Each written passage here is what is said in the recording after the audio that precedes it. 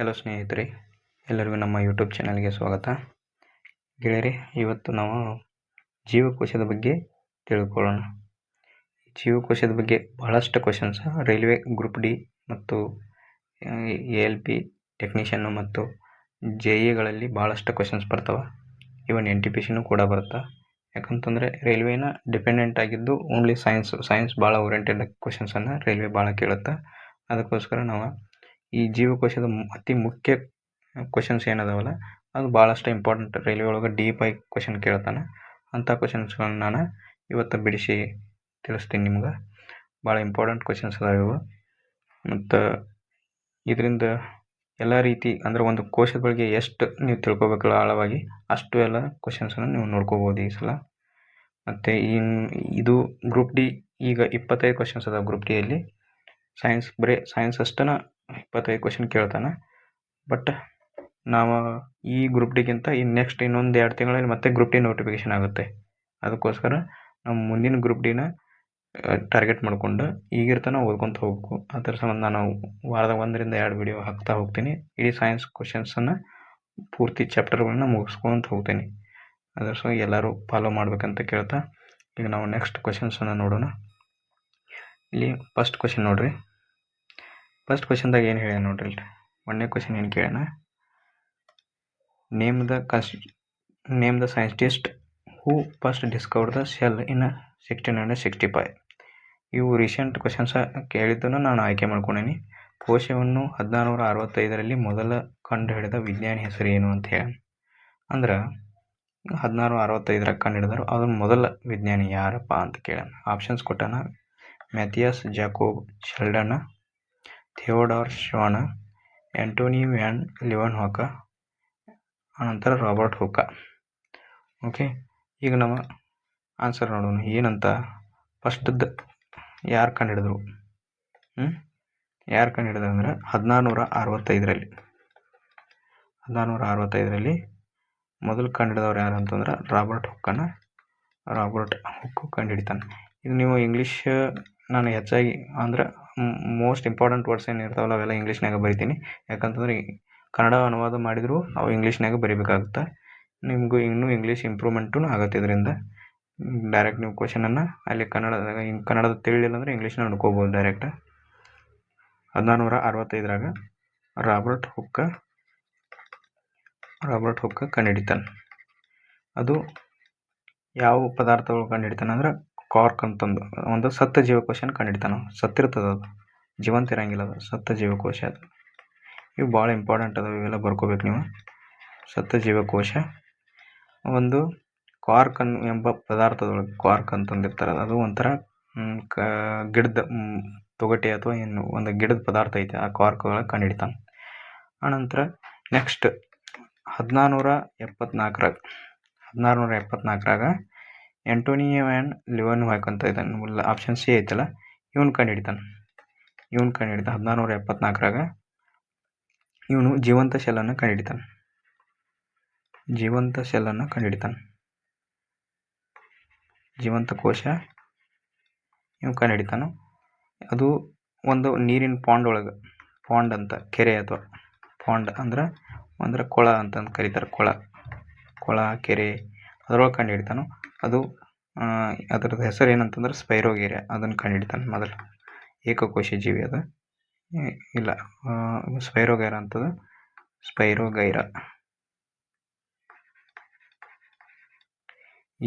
ಇದನ್ನು ವಾಟರ್ದಾಗ ಕಂಡು ಹಿಡಿತಾನೆ, ನೀರಿನಲ್ಲಿ. ಓಕೆ, ಆನಂತರ ಇಬ್ಬರು ಮಂದಿ ಏನದಾರಲ್ಲ, ಮ್ಯಾಥಿಯಸ್ ಜಾಕೋಬ ಮತ್ತು ಥಿಯೋಡಾರ್ ಶ್ವಾನ, ಇವರಿಬ್ಬರು ಮಂದಿ ಏನು ಮಾಡ್ತಾರೆ, ಶೆಲ್ ಥಿಯರಿ ಕೊಡ್ತಾರೆ ನಮಗೆ. ಇವರು ಶೆಲ್ ಥಿಯರಿ ಕೋಶ ಸಿದ್ಧಾಂತನ ಪ್ರತಿಪಾದಿಸ್ತಾರೆ. ಕೋಶ ಸಿದ್ಧಾಂತವನ್ನು ಕೊಡ್ತಾರೆ. ಓಕೆ, ಇವುದು ಭಾಳ ಇಂಪಾರ್ಟೆಂಟ್ ಐತಿ. ಇವ್ರನ್ನೂ ಮುಂದೆ ನೋಡ್ಕೊಂತ ಹೋಗೋಣ. ಕೋಶ ಸಿದ್ಧಾಂತವನ್ನು ಕೊಡ್ತಾರೆ. ಅದು ಯಾವಾಗ ಕೊಡ್ತಾರೆ ಅಂದ್ರೆ 1830 ಇದನ್ನು ಕೇಳ್ಬೋದು. ಓಕೆ, ಈಗ ನೆಕ್ಸ್ಟ್ ಕ್ವಶನ್ ನೋಡೋಣ. ಇಲ್ಲಿ ನೋಡ್ರಿ, ನೆಕ್ಸ್ಟ್ ಕ್ವಶನ್ ಏನು ಹೇಳ್ಯಾನ ಅಂದ್ರೆ the scientific study of a cell is called. ಅಂದರೆ ಕೋಶದ ವೈಜ್ಞಾನಿಕ ಅಧ್ಯಯನವನ್ನು ಏನೆಂದು ಕರೆಯುತ್ತಾರೆ? ಓಕೆ, ಸೈಟಾಲಜಿ ಅಂತಾರೋ, ಹಿಸ್ಟಾಲಜಿ ಅಂತಾರೋ, ಫಿಸಿಯಾಲಜಿ ಅಂತಾರೋ ಅಥವಾ ಟ್ಯಾಕ್ಸಾನಮಿ ಅಂತ ಕರೀತಾರೋ. ಓಕೆ, ಇದು ಟ್ಯಾಕ್ಸಾನಮಿ ಅಂದ್ರೆ ನಾಮಕರಣ ಅನ್ನಂಗರ್ಥ, ನಾಮಕರಣ ಮಾಡೋದು. ಆನಂತರ ಫಿಸಿಯಾಲಜಿ ಅಂದ್ರೆ ಶರೀರಕ್ಕೆ ಸಂಬಂಧಪಟ್ಟಂಗೆ, ಶರೀರ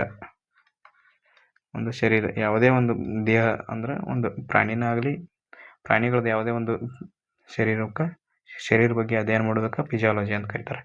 ಹಿಸ್ಟಾಲಜಿ ಅಂತಂದ್ರೆ ಏನಂತ ಕರೀತಾರೆ ಅಂದ್ರೆ ಅಂಗಾಂಶಗಳ ಅಧ್ಯಯನ,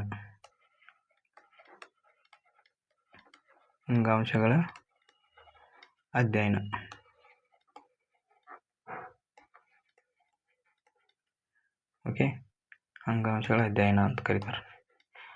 ಇದು ಕೋಶಗಳ ಅಧ್ಯಯನ. ಸೈಟೋ ಅಂದ್ರೆ ಏನ? ಸೈಟೋ ಅಂದ್ರೆ ಕೋಶ. ಲಾಜಿ ಅಂದ್ರೆ ಅಧ್ಯಯನ ಅಂದಂಗೆ ಅರ್ಥ. ಎಲ್ಲರಿಗೂ ತಿಳಿತು ಅನ್ಕೋತೀನಿ. ಓಕೆ, ಅದ ಕೋಶಗಳ ವೈಜ್ಞಾನಿಕ ಅಧ್ಯಯನವನ್ನು ಸೈಟಾಲಜಿ ಅಂತ ಕರೀತಾರೆ. ಇದನ್ನು ಭಾಳ ಸಲ ಕ್ವಶನ್ ರಿಪೀಟ್ ಆಗಿ ಕೇಳಿದಾರೆ, ನೆನ್ಪಿಟ್ಕೋಬೇಕು ನೀವು. ಈಗ ಒಂದು ಶೆಲ್ ಇರ್ತದೆ, ಇದು ಒಂದು ಎನಿಮಲ್ ಶೆಲ್ ಇದೆ. ಎನಿಮಲ್ ಶೆಲ್ದಾಗ ಏನೇನು ಪಾರ್ಟ್ಸ್ ಇರ್ತಾವೆ ಅವು ಭಾಳಷ್ಟು ಇಂಪಾರ್ಟೆಂಟ್ ಇರ್ತಾವೆ, ಅವತ್ತನ್ನೆಲ್ಲ ನಾವು ನೆನ್ಪಿಟ್ಕೋಬೇಕಾಗತ್ತೆ. ಇದು ನೋಡ್ರಿ, ಇದೇನಿದೆ, ಇದು ನ್ಯೂಕ್ಲಿಯಸ್. ಈ ನ್ಯೂಕ್ಲಿಯಸನ್ನು ಕಟ್ ಮಾಡಿದಾಗ ಒಳಗೆ ಹೆಂಗೆ ಕಾಣ್ತದೆ, ಇಲ್ಲಿ ಎಲ್ಲ ನ್ಯೂಕ್ಲಿಯೋಪ್ಲಾಸ್ಮಾ ಇರ್ತದೆ, ಅದರೊಳಗೆ ಮತ್ತು DNA ಇರ್ತದೆ, ಕ್ರೋಮೋಸೋಮ್ ಇರ್ತದೆ. ಇದಕ್ಕೇನಂತೀವಿ? ನ್ಯೂಕ್ಲಿಯಸ್ ಅಂತ ಕರಿತೀವಿ. ಆನಂತರ ನ್ಯೂಕ್ಲಿಯಸ್ಗೆ ಹತ್ತೇಕ ಇದೇನಿದೆ, ಇದು ಎಂಡೋಪ್ಲಾಸ್ಮಿಕ್ ರೆಟಿಕ್ಯುಲಮ್ ಅಂತಂದು ಕರೀತಾರೆ. ಇದ್ರೊಳಗೆ ಟಿಕ್ಕಿ ಏನದಾವಲ್ಲ ಇವೆಲ್ಲ ರೈಬೋಸೋಮ್ಸ್. ಇದ್ರ ಮೇಲೆ ಅದಕ್ಕೆ ರಫ್ ಎಂಡೋಪ್ಲಾಸ್ಮಿಕ್ ರೆಟಿಕ್ಯುಲಮ್ ಅಂತ ಕರೀತಾರೆ. ಎದ್ರ ಮೇಲೆ ರೈಬೋಸೋಮ್ಸ್ ಇರ್ತಾವಲ್ಲ ಅದು ರಫ್ ಎಂಡೋಪ್ಲಾಸ್ಮಿಕ್ ರೆಟಿಕ್ಯುಲಮ್. ಇಲ್ಲಿ ನೋಡ್ರಿ, ಇಲ್ಲಿ ಟಿಕ್ಕಿ ಇಲ್ಲ, ಇದ್ರ ಮೇಲೆ ಟಿಕ್ಕಿ ಇಲ್ಲ, ಅಂಥವಕ್ಕೆ ಸ್ಮೂತ್ ಎಂಡೋಪ್ಲಾಸ್ಮಿಕ್ ರೆಟಿಕ್ಯುಲಮ್ ಅಂತ ಕರೀತಾರೆ. ರಫ್ ಇದ್ದಲ್ಲಿ ರೈಬೋಸೋಮ್, ಅವು ಪ್ರೋಟೀನನ್ನು ತಯಾರು ಮಾಡ್ತಾವೆ. ಪ್ರೋಟೀನನ್ನು ತಯಾರು ಮಾಡ್ತಾವೆ. ಇಲ್ಲಿ ನೋಡ್ರಿ, ರೈಬೋಸೋಮ್, ಈ ಟಿಕ್ಕಿ ಏನದಾವ ಎಲ್ಲ ರೈಬೋಸೋಮ್ಸ್. ಇದರಿಂದನೇ ಪ್ರೋಟೀನ್ ತಯಾರಿಕೆ ಆಗುತ್ತೆ. ಮತ್ತು ಇವು ರಫ್ ಎಂಡೋಪ್ಲಾಸ್ಮಿಕ್ ರೆಟಿಕ್ಯುಲಮ್ ಮೇಲೇ ಇರ್ತಾವೆ. ಆನಂತರ ಇವು ಸ್ಮೂತ್ ಏನಿದಾವಲ್ಲ, ಇದರಲ್ಲಿ ಲಿಪಿಡು ಮತ್ತು ಫ್ಯಾಟ್ಸ್ ಜನ್ರೇಟ್ ಆಗುತ್ತೆ, ಅಂದರೆ ಫ್ಯಾಟ ಮತ್ತು ಲಿಪಿಡ್ಸ್ ತಯಾರಾಗ್ತಾವೆ. ಈ ನಂತರ ಇದು ಗೋಲ್ಗಿ ಅಪೆರೇಟಸ್, ಗೋಲ್ಗಿ ಬಾಡೀಸ್ ಅಂತಲೂ ಕರೀತಾರೆ, ಗೋಲ್ಗಿ ಅಪೆರೇಟಸ್ ಅಂತ ಕರೀತಾರೆ. ಇನ್ನು ಕನ್ನಡದಾಗ ಏನಂತಾರೆ, ಗಾಲ್ಗಿ ಸಂಕೀರ್ಣ ಅಂತ ಕರೀತಾರೆ. ಇವುಗಳನ್ನ ಇದು ರಫ್ ಎಂಡೋಪ್ಲಾಸ್ಮಿಕ್ ರೆಟಿಕ್ಯುಲಮ್ದಾಗ ಏನೇನು ಇರುತ್ತದಲ್ಲ, ಅಂದ್ರೆ ಇಲ್ಲಿ ಪ್ರೋಟೀನ್ ತಯಾರಾಗುತ್ತಲ್ಲ ಅದನ್ನೆಲ್ಲ ಅದನ್ನೆಲ್ಲ ಟ್ರಾನ್ಸ್ಪೋರ್ಟ್ ಮಾಡಿದ್ದು ಎಲ್ಲ ಕೋಶಾಂಗಗಳಿಗೆ, ಬೇರೆ ಕೋಶಾಂಗಗಳಿಗೆ ಏನೇನು ಅದಕ್ಕೆ ಬೇಕಲ್ಲ ಅವಕ್ಕೆಲ್ಲ ಇದು ಟ್ರಾನ್ಸ್ಪೋರ್ಟ್ ಮಾಡುತ್ತದೆ. ಆ ಟ್ರಾನ್ಸ್ಪೋರ್ಟ್ ಮಾಡಿದ್ದ ಆನಂತರ ಅದನ್ನು ಇದು ಗೋಲ್ಗಿ ಅಪೆರೇಟಸ್ ಇದೆ, ಇದು ಕೆಲವೊಂದಿಷ್ಟು ಪಾರ್ಟ್ಗಳನ್ನು ಅದನ್ನು ತೊಗೊಂಡು ಯಾವ್ಯಾವ ಎದಕ್ಕೆ ಹೋಗಬೇಕು ಅದನ್ನು ಪ್ಯಾಕ್ ಮಾಡ್ತೈತಿ.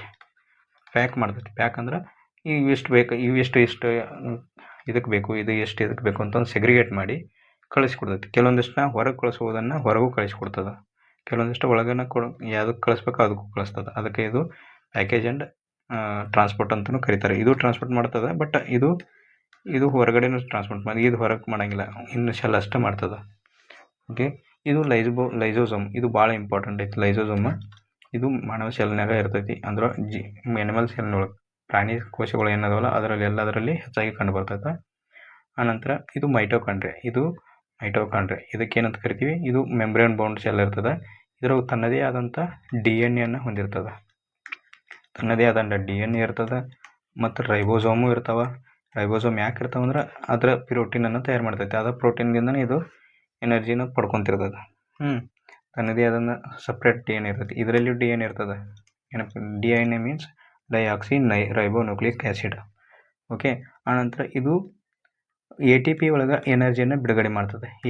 ATP ಅಂತಂದ್ರೆ ಎಡಿನೋಸೈನ್ ಟ್ರೈಫಾಸ್ಫೇಟ್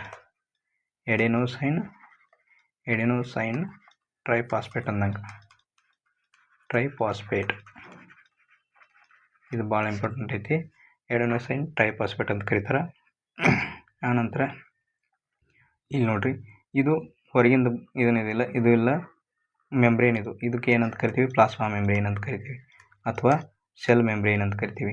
ಆನಂತರ ಒಳಗಿನ ರಸ ಇರ್ತೈತಿಲ್ಲ, ಇದ್ರೊಳಗೆ ಇದು ರಸ ಇದ್ದದ್ದೆಲ್ಲ ಇದು ಒಂಥರ ಜೆಲ್ಲಿ ಲೈಕ್ ಸ್ಟ್ರಕ್ಚರ್, ಅಂದರೆ ಈ ಕಡೆ ನೀರೂ ಅಲ್ಲ ತೆಳುವಾಗಿ, ಈ ಕಡೆ ಗಟ್ಟಿನೂ ಇರೋಂಗಿಲ್ಲ, ಅಂಥದ್ದು ಇರ್ತದೆ. ಅದೇನಿರ್ತದೆ, ಸೈಟೋಪ್ಲಾಸ್ಮಾ ಇರ್ತದೆ. ಇದ್ರೊಳಗೆ ನ್ಯೂಕ್ಲಿಯೋಪ್ಲಾಸ್ಮಾ ಇರ್ತದೆ, ಇದ್ರೊಳಗೆ ಸೈಟೋಪ್ಲಾಸ್ಮ ಹೊರಗಿಂದ ಸೈಟೋಪ್ಲಾಸ್ಮ ಇರ್ತದೆ. ಆನಂತರ ಈ ನ್ಯೂಕ್ಲಿಯೋಪ್ಲಾಸ್ಮಾ ಮತ್ತು ಸೈಟೋಪ್ಲಾಸ್ಮಾ ಎರಡೂ ಸೇರಿ ಅದಕ್ಕೆ ಏನಂತೀವಿ, ಪ್ರೋಟೋಪ್ಲಾಸ್ಮಾ ಅಂತ ಕರಿತೀವಿ. ಪ್ರೋಟೋಪ್ಲಾಸ್ಮಾ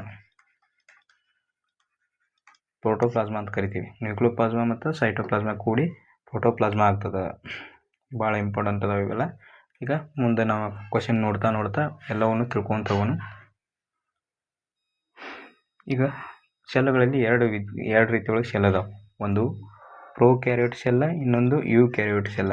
ಯು ಅಂದ್ರೆ ಟ್ರೂ ಅಂದಂಗೆ, ನಿಜವಾದ ನ್ಯೂಕ್ಲಿಯಸನ್ನು ಹೊಂದಿರ್ತದೆ, ನಿಜವಾದ ಕೋಶ ಕೇಂದ್ರವನ್ನು ಹೊಂದಿರ್ತದೆ. ಕೋಶ ಕೇಂದ್ರ, ನ್ಯೂಕ್ಲಿಯಸ್ ಅಂದರೆ ಕೋಶ ಕೇಂದ್ರ. ಓಕೆ, ಇದು ಪ್ರೋ ಅಂದ್ರೆ ಪ್ರೋ ಇರ್ತಾವೆ. ಇವು ಪ್ರೋ ಇದ್ದದಕ್ಕೆ, ಪ್ರೋ ಅಂದ್ರೆ ಭಾಳ ತನ್ನ ಕೆಲಸ ಏನೂ ಇಲ್ಲದು ಅಂದ್ರೂ ಕೆಲಸ ಮಾಡ್ತಾವೆ. ಪ್ರೋ ಅಂದ್ರೆ ಭಾಳ ಪ್ರೋ ಅದ ನೋಡಪ್ಪ ಅಂತಾರಲ್ಲ, ಯಾವ್ದಾದ್ರು ಒಂದು ಕೆಲಸ ಭಾಳ ಪ್ರೋ ಅದಾನ ಇರ್ತಾರಲ್ಲ, ಅವರು ಈ ಒಂದೊಂದು ಅವ್ರಿಗೆ ಕ್ಷಮತೆ ಮೀರಿ ಕೆಲಸ ಮಾಡ್ತಿರ್ತಾವೆ. ಅದು ಪ್ರೋ ಅಂದ್ರೆ ಇದರಲ್ಲಿ ನ್ಯೂಕ್ಲಿಯಸ್ ಇರಂಗಿಲ್ಲ ಅಂದಂಗೆ ಅರ್ಥ. ಪ್ರೋಕ್ಯಾರಿಯೋಟ್ ಒಳಗೆ ನ್ಯೂಕ್ಲಿಯಸ್ ಇರಂಗಿಲ್ಲ. ಆದ್ರೆ ಅಲ್ಲಿ ಒಂದು ಕ್ರೋಮೋಸೋಮದ ಎಳೆ ಇರ್ತದೆ. ಅದಕ್ಕೆ ನಾವು ಏನಂತ ಕರಿತೀವಿ, ನ್ಯೂಕ್ಲಿಯಾಯ್ಡ್ ಅಂತ ಕರಿತೀವಿ. ನ್ಯೂಕ್ಲಿಯಾಯ್ಡ್ ಇದನ್ನು ಕೇಳ್ತಾರೆ ಎಕ್ಸಾಮ್ದಾಗ. ಕ್ರೋಮೋಸೋಮದ ನ್ಯೂಕ್ಲಿಯಾಯ್ಡ್ ಯಾವ್ದ್ರೊಳಗೆ ಕಂಡು ಬರ್ತೈತಿ ಅಂದ್ರೆ ಪ್ರೋಕ್ಯಾರಿಯೋಟ್ದಾಗ ಕಂಡು ಬರ್ತೈತಿ. ಯೂಕ್ಯಾರಿಯೋಟ್ದಾಗ ನ್ಯೂಕ್ಲಿಯಸ್ ಕಂಡು ಬರ್ತದೆ. ಇದು ಮೆಂಬ್ರೇನ್ ಬೌಂಡ್ ಸೆಲ್ ಇರ್ತೈತಿ. ಮೆಂಬ್ರೇನ್ ಬೌಂಡ್ ಅಂದರೆ ಅದ್ರ ಸುತ್ತುಗೆ, ನ್ಯೂಕ್ಲಿಯಸ್ ಸುತ್ತೂರಿಗೆ ಒಂದು ಪೊರೆ ಹೊಂದ್ಕೊಂಡಿರ್ತದೆ. ಅದಕ್ಕೆ ಏನಂತೀವಿ, ಪೊರೆಗೆ ನ್ಯೂಕ್ಲಿಯರ್ ಮೆಂಬ್ರೇನ್ ಅಂತ ಕರಿತೀವಿ. ಬಟ್ ಇದಕ್ಕೆ ಯಾವುದೇ ರೀತಿಯ ಪೊರೆ ಇರೋಂಗಿಲ್ಲ. ಮತ್ತು ಇದ್ರೊಳಗೆ ಯಾವುದೇ ರೀತಿಯ ಮೈಟ್ರೋಕಾಂಡ್ರಿಯಾ ಆಗಲಿ ಇವ್ಯಾವು ಇರೋಂಗಿಲ್ಲ. ನಂತರ ಇಲ್ಲಿ ಪ್ಲಜಿಲಾ ಅಂತ ಇರ್ತದೆ. ಇದು ಪ್ಲಜಿಲಾ ಎದಕ್ಕೆ ಹೆಲ್ಪ್ ಮಾಡ್ತದೆ ಅಂದ್ರೆ ಮೂಮೆಂಟ್ ಮಾಡೋಕೆ, ಅಂದ್ರೆ ಒಂದು ಜಾಗದಿಂದ ಇನ್ನೊಂದು ಜಾಗಕ್ಕೆ ಹೋಗೋಕೆ ಹೆಲ್ಪ್ ಮಾಡ್ತದೆ. ಇದ್ರೊಳಗೆ ರೈಬೋಸೋಮ್ಸ್ ಇರ್ತಾವೆ. ಇದ್ರೊಳಗೂ ರೈಬೋಸೋಮ್ಸ್ ಇರ್ತಾವೆ. ಇನ್ನೊಂದು ಹೇಳ್ಬೇಕು ನಾನು, ರೈಬೋಸೋಮ್ ತಯಾರಾಗೋದು ನ್ಯೂಕ್ಲಿಯಸ್ನಾಗ ರೈಬೋಸೋಮ್ ತಯಾರಾಗ್ತಾವೆ. ಬಟ್ ಅವು ಎಂಡೋಪ್ಲಾಸ್ಮಿಕ್ ರೆಟಿಕ್ಯುಲಮ್ಗೆ ಅಂಟ್ಕೊಂಡು ಕುಣ್ತಾವೆ. ಅಲ್ಲೇ ಪ್ರೋಟೀನನ್ನು ತಯಾರು ಮಾಡ್ತಾವೆ. ಭಾಳ ಇಂಪಾರ್ಟೆಂಟ್ ಐತಿ. ರೈಬೋಸೋಮ್ ಎಲ್ಲಿ ತಯಾರಾಗ್ತೈತಿ ಅಂತಲೂ ಕೇಳ್ತಾನೆ. ಅದು ನ್ಯೂಕ್ಲಿಯಸ್ನಾಗ ತಯಾರಾಗ್ತದೆ. ಅನಂತರ ಇಲ್ಲಿ ಇವೇನಿದಾವಲ್ಲ ರೈಬೋಸೋಮ್ಸ್ ಹೆಚ್ಚಾಗಿರ್ತಾವೆ, ಕಂಡು ಬರ್ತಾವೆ. ಇದ್ರೊಳಗೆ ಯಾವುದೇ ರೀತಿಯ ಮೆಂಬ್ರೇನ್ ಹೊಂದಿರೋ, ಈಗ ಮೈಟ್ರೋಕಾಂಡ್ರಿಯಾ ನೋಡಿದ್ರಿ. ಇದೀಗ ಆ ಮೈಟ್ರೋಕಾಂಡ್ರಿಯಾಕ್ಕೂ ಒಂದು ಪೊರೆ ಇರ್ತದೆ. ಹಂಗೆ ಇದ್ರೊಳಗೆ ಯಾವುದೇ ರೀತಿಯ ಪೊರೆ ಇದ್ದಂಥ ಆರ್ಗನಲ್ಸ ಇರಂಗಿಲ್ಲ. ಆಯಿತಾ? ಈಗ ನೆಕ್ಸ್ಟ್ ನೋಡೋಣ. ಪ್ರೋಕ್ಯಾರಿಯೋಟ್ ಒಳಗೆ ಸೆಲ್ ವಾಲ್ ಇರ್ತದೆ. ಇದು ಸೆಲ್ ವಾಲ್. ಇದು ಪ್ಲ್ಯಾಂಟ್ ಸೆಲ್ಲಲ್ಲಿ ಮತ್ತು ಕೆಲವೊಂದಿಷ್ಟು ಎನಿಮಲ್ ಸೆಲ್ಲಲ್ಲೂ ಕಂಡು ಬರ್ತದೆ. ಬಟ್ ಎಲ್ಲದರಲ್ಲೂ ಕಂಡು ಬರೋಂಗಿಲ್ಲ. ಸೆಲ್ ವಾಲ್ ಎನಿಮಲ್ ಸೆಲ್ಲಿಗೆ ಕಂಡು ಬರೋಂಗಿಲ್ಲ. ಸೆಲ್ ವಾಲ್ ಏನು ಮಾಡ್ತದೆ ಮುಂದೆ ಅದನ್ನೆಲ್ಲ ನಾನು ಹೇಳ್ತೀನಿ ಮುಂದೆ ಹೋಗ್ತಾ. ಈಗ ಇದನ್ನು ತಿಳ್ಕೊಳ್ರಿ. ಇದು ಪ್ರೋಕ್ಯಾರಿಯೋಟ್ ಒಳಗೆ ಕೈಟಿನ್ನಿಂದ ಮಾಡಿರ್ಪಟ್ಟಿರ್ತದೆ. ಚಿಟಿನ್ ಅಥವಾ ಕೈಟಿನ್ ಅಂತ ಕರೀತಾರೆ ಅದನ್ನು. ಸೆಲ್ ವಾಲ್ ಕೈಟಿನ್ದಿಂದ ಆಗಿರ್ತದೆ. ಬಟ್ ಪ್ಲ್ಯಾಂಟ್ ಒಳಗೆ ಸೆಲ್ಯುಲೋಸಿನಿಂದ ಆಗಿರ್ತದೆ. ಓಕೆ, ಈಗ ನೆಕ್ಸ್ಟ್ ನೋಡೋಣ. ಇಲ್ಲಿ ನೋಡ್ರಿ, ಇನ್ನು ನೆಕ್ಸ್ಟ್ ಕ್ವಶನ್ ನೋಡ್ರಿ. ಏಕಕೋಶೀಯ ಜೀವಿಯನ್ನು ಗುರುತಿಸಿ ಅಂತ ಹೇಳೋಣ. ಇದ್ರೊಳಗೆ ಯಾವುದು ಏಕಕೋಶೀಯ ಜೀವಿ? ಅಮೀಬಾ, ಸೀವೀಡ್ ಅಂದ್ರೆ ಅಮೀಬಾ, ಸಮುದ್ರ ಶೈವಲ, ಜೋಂಕು ಅಂದ್ರೆ ಲೀಚ್ ಅಂತ ಕರೀತಾರೆ. ಲೀಚಿಗೆ ಜೋಂಕು ಅಂತ ಕರೀತಾರೆ. ಅಂತ ಲಿವರ್ ಪ್ಲೂಕ್ ಅಂತಲೂ ಕೇಳಿರಿ ನೀವು. ಇವೇನು ಮೂರು ಅದಾವಲ್ಲ, ಇವೆಲ್ಲ ಬಹುಕೋಶೀಯ ಜೀವಿಗಳು. ಅದಕ್ಕಾಗಿ ಅಮೀಬಾ ಏನಾಗ್ತದೆ, ಏಕಕೋಶೀಯ ಜೀವಿ ಆಗ್ತದೆ. ನೀವೆಲ್ಲರೂ ಸಣ್ಣಾಗಿದೆ ಅಂದರೆ ಕಲ್ತೀರಿ. ಅಮೀಬಾ ಏಕಕೋಶೀಯ ಜೀವಿ. ಇದು ಹಿಂಗಿರ್ತೈತಿ. ಯಾವುದೇ ರೀತಿ ಅದರ ಒಂದು ಆಕಾರ ಯಾವ್ದು ಬೇಕಾದ್ರೆ ಇರ್ತದೆ. ಇದು ನ್ಯೂಕ್ಲಿಯಸ್ ಇರ್ತೈತೆ ಅದ್ರದ್ದು. ಆನಂತರ ಹಿಂಗೆ ನೋಡಿರ್ತೀರಿ. ಕೆಲವೊಂದಿಷ್ಟು ಊಟ ತೊಗೋಬೇಕಾದ್ರೆ ಇದು ಹಿಂಗೇನಾಗ್ತದೆ ಅಂದರೆ ಕೆಲವೊಂದಿಷ್ಟು ತನ್ನ ಊಟ ಕ್ಯಾಪ್ಚರ್ ಮಾಡ್ಕೋಬೇಕಾದ್ರೆ ಅದನ್ನ ಏನು ಮಾಡ್ತೈತಿ, ಸುತ್ತುವರಿತೈತಿ. ಹಿಂಗೆಲ್ಲ ಸುತ್ತುವರಿತೈತಿ. ಹಿಂಗೆ ಸುತ್ತುವರೆದು ಅದು ತಾನ ಇಲ್ಲಿ ಬಂದು ಕೂಡಿಸ್ಕೊಂಡು ತನ್ನ ಒಳಗೆ ತೊಗೊತೈತಿ. ಇದಕ್ಕೆ ಏನಂತ ಕರಿತೀವಿ ಅಂದ್ರೆ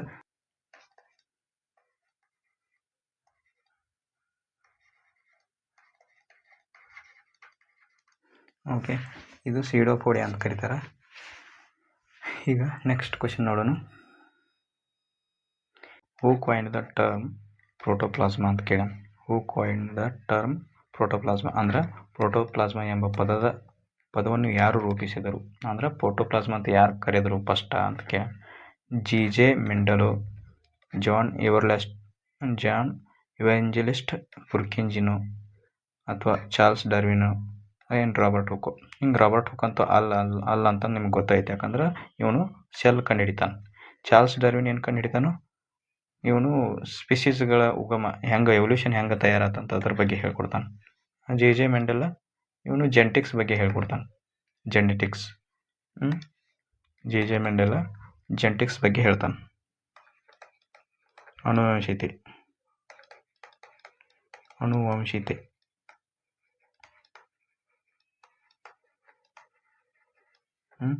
ಅನಂತರ ಇದನ್ನ ಆನ್ಸರ್ ಏನಾಗುತ್ತೆ, ಯೋಹಾನ್ ಇವಾಂಜೆಲಿಸ್ಟ್ ಪುರ್ಕಿಂಜೆ ಅಂತಲೂ ಆಗುತ್ತೆ ಆನ್ಸರ್. ಇವನು ಚಾರ್ಲ್ಸ್ ಡಾರ್ವಿನ್ ಯಾವಾಗ ಕೊಡ್ತಾನೆ ಅಂದ್ರೆ ಇವನು 1859 ಒಂದು ಬುಕ್ ಬರೀತಾನೆ. ಆ ಬುಕ್ಕದ ಹೆಸರು ಅಂತಂದ್ರೆ on the origin of species ಅಂತ. On the origin of species.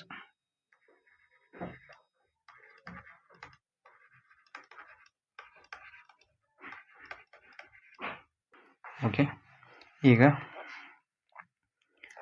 ಇದು ಅನಂತರ ಇವನು ಇನ್ನೊಂದು ಥಿಯರಿ ಪ್ರತಿಪಾದಿಸ್ತಾನೆ.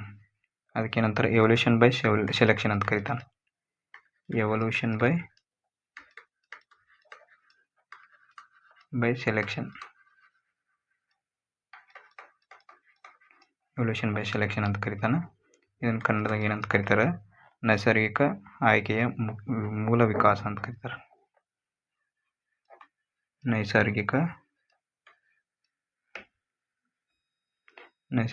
ಆಯ್ಕೆಯ ಮೂಲ ವಿಕಾಸ.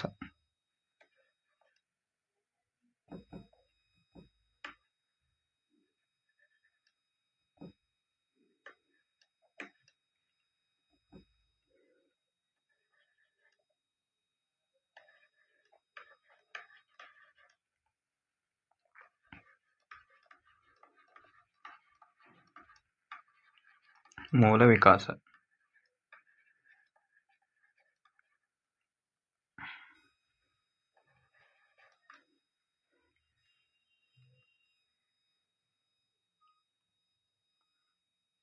ಈಗ ನೆಕ್ಸ್ಟ್ ಕ್ವಶನ್ ನೋಡ್ರಿ, ಏನಂತ ಹೇಳ್ಯಾನ ಇಲ್ಲಿ.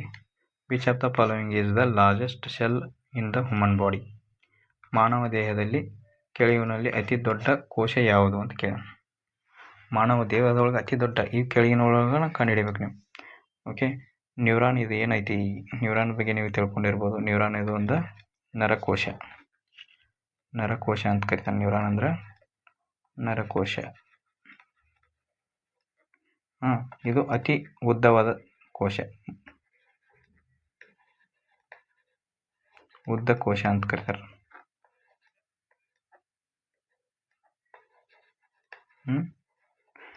ಮತ್ತು ಇದು ಒಮ್ಮೆ ಕಟ್ ಆತಂದ್ರೆ ಇದು ರಿಪೇರಿ ಆಗಂಗಿಲ್ಲ. ಇದು ನೆನ್ಪಿಡ್ಬೇಕು. ನ್ಯೂರಾನ್ ಯಾವಾಗಲೂ ಒಮ್ಮೆ ಏನಾರೇ ಅದಕ್ಕೆ ಏನಾರು ತೊಂದರೆ ಆತಂದ್ರೆ ಅದು ಹೊಳ್ಳಿ ರಿಪೇರಿ ಆಗಂಗಿಲ್ಲ.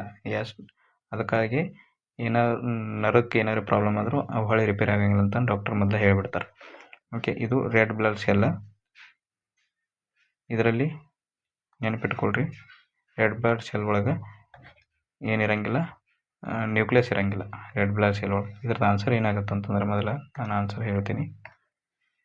ಅತಿ ಲಾರ್ಜೆಸ್ಟ್ ಸೆಲ್ ಯಾವುದು ಅಂತಂದ್ರೆ, ಇವೆಲ್ಲ ಸೆಲ್ ಕಂಪೇರ್ ಮಾಡಿದ್ರೆ ಓಯುಮ್ ಅಂದ್ರೆ ಅಂಡಾಣು. ಇದು ಗರ್ಲ್ಸಲ್ಲಿ ಕಂಡು ಬರ್ತದೆ. ಇದು ಫೀಮೇಲ್ಸಲ್ಲಿ ಕಂಡು ಬರ್ತದೆ. ಫೀಮೇಲ್ಸ್ ಒಳಗೆ ಕಂಡು ಬರ್ತದೆ. ಇದು ಅಂಡಾಣು ಅಂತ ಕರಿತೀವಿ.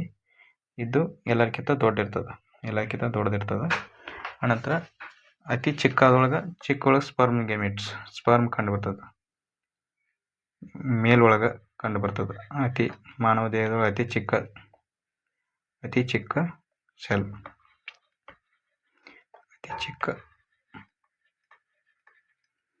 ಅತಿ ಚಿಕ್ಕ ಕೋಶ.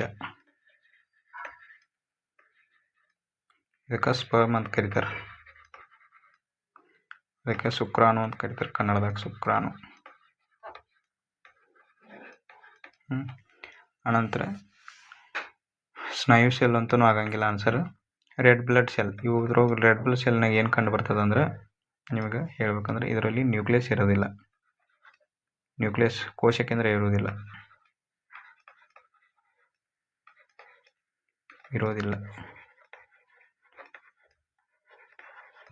ಯಾಕೆ ಇರೋದಿಲ್ಲ ಅಂತಂದ್ರೆ, ಇದು ಅತಿ ಹೆಚ್ಚಿನ ಆಕ್ಸಿಜನ್ ತೊಗೊಂಡು ಹೋಗ್ಬೇಕಾದ್ರೆ, ಆಕ್ಸಿಜನ್ನ ಕ್ಯಾಪ್ಚರ್ ಮಾಡ್ಕೊಂಡು ಹೋಗ್ಬೇಕಾದ್ರೆ ಅದಕ್ಕೆ ನ್ಯೂಕ್ಲಿಯಸ್ ಅಗತ್ಯ ಇಲ್ಲ. ಅದ್ರ ಸಲುವಾಗಿ ಆಕ್ಸಿಜನ್ ಅತಿಯಾಗಿ ತೊಗೊಂಡು ಹೋಗ್ಬೇಕಲ್ಲ, ಅದಕ್ಕೆ ಜಾಗ ಬೇಕಾಗುತ್ತೆ. ಅದರ ಸಂಬಂಧ ನಮಗೆ ರೆಡ್ ಬ್ಲಡ್ ಸೆಲ್ನಾಗ ನ್ಯೂಕ್ಲಿಯಸ್ ಕಂಡು ಬರೋದಿಲ್ಲ. ಓಕೆ, ಈಗ ನೆಕ್ಸ್ಟ್ ಕ್ವಶನ್ ನೋಡೋಣ. ಇಲ್ಲಿ ನೋಡ್ರಿ, ನೆಕ್ಸ್ಟ್ ಏನು ಹೇಳ್ಯಾನ, ಕೋಶ ಸಿದ್ಧಾಂತದ ಬಗ್ಗೆ ಕೆಳಗಿನವುಗಳಲ್ಲಿ ಯಾವುದು ಸರಿ ಅಂತ ಕೇಳ. ಕೋಶ ಸಿದ್ಧಾಂತದ ಬಗ್ಗೆ ಕೇಳ್ಯಾನ ನೋಡಿ, ಅದ್ರೊಳಗೆ ಯಾವುದಕ್ಕೆ ಸರಿ? ಕೋಶ ಸಿದ್ಧಾಂತವು ಫಂಗೈಗೆ ಅನ್ವಯಿಸುವುದಿಲ್ಲ. ಅಂದ್ರೆ ಫಂಗಸ್ ಯಾವ ಫಂಗಿ ಏನದಾವಲ್ಲ ಅವಕ್ಕೆ ಶಿಲೀಂಧ್ರ ಅಂತ. ಅಲಿಗೆ ಅಂದ್ರೆ ಶಿಲೀಂಧ್ರ, ಫಂಗಿ ಅಂದ್ರೆ ಶಿಲೀಂಧ್ರ. ಅಲಿಗೆ ಅಂದ್ರೆ ಶೈವಲ, ಫಂಗಿ ಅಂದ್ರೆ ಶಿಲೀಂಧ್ರ. ಇದು ಅನ್ವಯಿಸಂಗಿಲ್ಲ ಅಂತ. ಕೋಶ ಸಿದ್ಧಾಂತವು ವೈರಸ್ಗೆ ಅನ್ವಯಿಸುವುದಿಲ್ಲ. ಕೋಶ ಸಿದ್ಧಾಂತವು ಶೈವಲಕ್ಕೆ ಅನ್ವಯಿಸುವುದಿಲ್ಲ. ಅಲಿಗೆ ಅಂದ್ರೆ ಶೈವಲ. ಕೋಶ ಸಿದ್ಧಾಂತವು ಕ್ಷುದ್ರ ಜೀವಿಗಳಿಗೂ ಅನ್ವಯಿಸುವುದಿಲ್ಲ. ಕ್ಷುದ್ರ ಅಂದ್ರೆ ಅತಿ ಚಿಕ್ಕ ಸೂಕ್ಷ್ಮ ಜೀವಿಗಳಿಗೆ ಅನ್ವಯಿಸಂಗಿಲ್ಲ ಅಂದಂಗೆ ಅರ್ಥ. ಇಲ್ಲಿ ನೋಡ್ರಿ, ಇವರು ಶೆಲ್ ಥಿಯರಿ ಕೊಡ್ತಾರೆ. ಇದ್ರೊಳಗೆ ಇನ್ನು ರಾಬರ್ಟ್ ಹುಕ್ 1465 ಶೆಲ್ ಅಂತಂದು ಏನು ಕಂಡುಹಿಡಿತಾನೆ. ಅನಂತರ ಸೈಂಟಿಸ್ಟ್ ಮ್ಯಾಥ್ಯೂ ಶೆಲ್ಡನ್ನ ಮತ್ತು ಥಿಯೋಡರ್ ಶಾನ ಇವರಿಬ್ಬರು ಮಂದಿ ಏನು ಮಾಡ್ತಾರೆ, ಶೆಲ್ ಥಿಯರಿ ಕೊಡ್ತಾರೆ ನಮಗೆ. ಶೆಲ್ ಥಿಯರಿ ಅಂದ್ರೆ ಜೀವಕೋಶದ ಸಿದ್ಧಾಂತ ಅಂತ ಕರೀತಾರೆ. ಅನಂತರ ಇವು ಇನ್ನೊಬ್ಬ 1830 ಕೊಡ್ತಾರೆ ಇವರು. ಅನಂತರ ರೊಡಾಲ್ಫ್ ವರ್ಚ್ಯೂ ಅಂತಿದ್ದಾನಲ್ಲ, ಇವನು ಏನು ಮಾಡ್ತಾನೆ, ಅದನ್ನು ಇವರು ಇಬ್ಬರು ಮಂದಿ ಕೊಟ್ಟಿದ್ದೇನು ಪೂರ್ತಿಯಾಗಿ ಕ್ಲಿಯರಾಗಿ ಕೊಟ್ಟಿರಂಗಿಲ್ಲ. ಅದನ್ನು ನೀವು ಪೂರ್ತಿಯಾಗಿ ಕೊಡ್ತಾನೆ.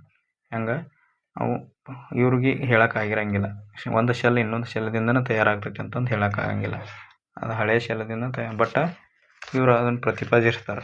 ಅದನ್ನು ಇವ ಪೂರ್ತಿ ಮಾಡ್ತಾನೆ, ರೊಡಾಲ್ಫ್ ವರ್ಚ್ಯೂ ಅಂತಂದು. ಓಕೆ, ಏನೇನು ಕೊಡ್ತಾರೆ ನೋಡ್ರಿ ಇಲ್ಲಿ. All living organisms are made up up a shell only. ಯಾವುದೇ ಒಂದು ಅವರು ಇಬ್ಬರು ಮಂದಿ ಇವ್ರು ಏನು ಹೇಳ್ತಾರೋ, ಯಾವುದೇ ಒಂದು ಜೀವಿ ಐತಲ್ಲ ಲಿವಿಂಗ್ ಆರ್ಗನಿಸಮ್, ಅದು ಪ್ರತಿಯೊಂದು ಮೂಲ ಘಟಕ ಶೆಲ್ದಿಂದನೇ ಆಗೈತೆ ಅಂತ ಹೇಳ್ತಾರೆ. Shell is a basic unit of life. ಒಂದು ಮೂಲ ಘಟಕ, ಒಂದು ಕೋಶ ಅನ್ನೋದು ಜೀವಿಯ ಒಂದು ಮೂಲ ಘಟಕ ಅಂತ ಹೇಳ್ತಾರೆ. All shells comes from pre existing shell. ಅಂದ್ರೆ ಇದನ್ನು ರೊಡಾಲ್ಫ್ ವರ್ಚ್ಯೂ ಹೇಳ್ತಾನೆ. ಎಲ್ಲ ಕೋಶಗಳು ಹಳೆಯ ಶೆಲ್ಗಳಿಂದನೇ ಮತ್ತೆ ಹೊಳ್ಳಿ ಉತ್ಪತ್ತಿ ಆಗ್ತಾವ ಅಂತ ಹೇಳ್ತಾನೆ. ಈಗ ಇದರದ ಆನ್ಸರ್ ಇದಕ್ಕೆ ಆಗ್ತೈತೆ ಅಂದ್ರೆ ಇಲ್ಲಿ ನೋಡ್ರಿ ಏನು ಹೇಳ್ತಾನೆ ಅಂದ್ರೆ answer, shell theory ಫಂಗೈಗೂ ಅನ್ವಯಿಸ್ತೈತಿ.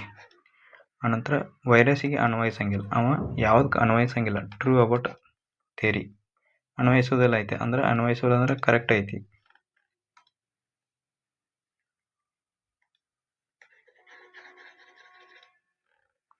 Shell theory ಕೋಶ ಸಿದ್ಧಾಂತವು ವೈರಸ್ಸಿಗೆ ಅನ್ವಯಿಸೋದಿಲ್ಲ. ಹೌದು, ಇದ್ರೊಳಗೆ ಯಾವ್ದು ಕರೆಕ್ಟ್ ಐತಿ ಅಂತ ಕೇಳೋಣ. ಫಂಗಿಗೂ ಅನ್ವಯಿಸ್ತೈತಿ, ಅಲ್ಗಿಗೂ ಅನ್ವಯಿಸ್ತೈತಿ, ಮೈಕ್ರೋಬ್ಸ್ಗೂ ಅನ್ವಯಿಸ್ತೈತಿ. ಬಟ್ ವೈರಸ್ಸಿಗೆ ಅನ್ವಯಿಸಂಗಿಲ್ಲ. ಯಾಕಂತಂದ್ರೆ ವೈರಸ್ ಒಂದು ಕೋಶ ಐತಿ. ಅದು ಕೋಶ ಐತಿ, ಬಟ್ ಅದು RNAದಿಂದ ತಯಾರಾಗಿರ್ತೈತಿ.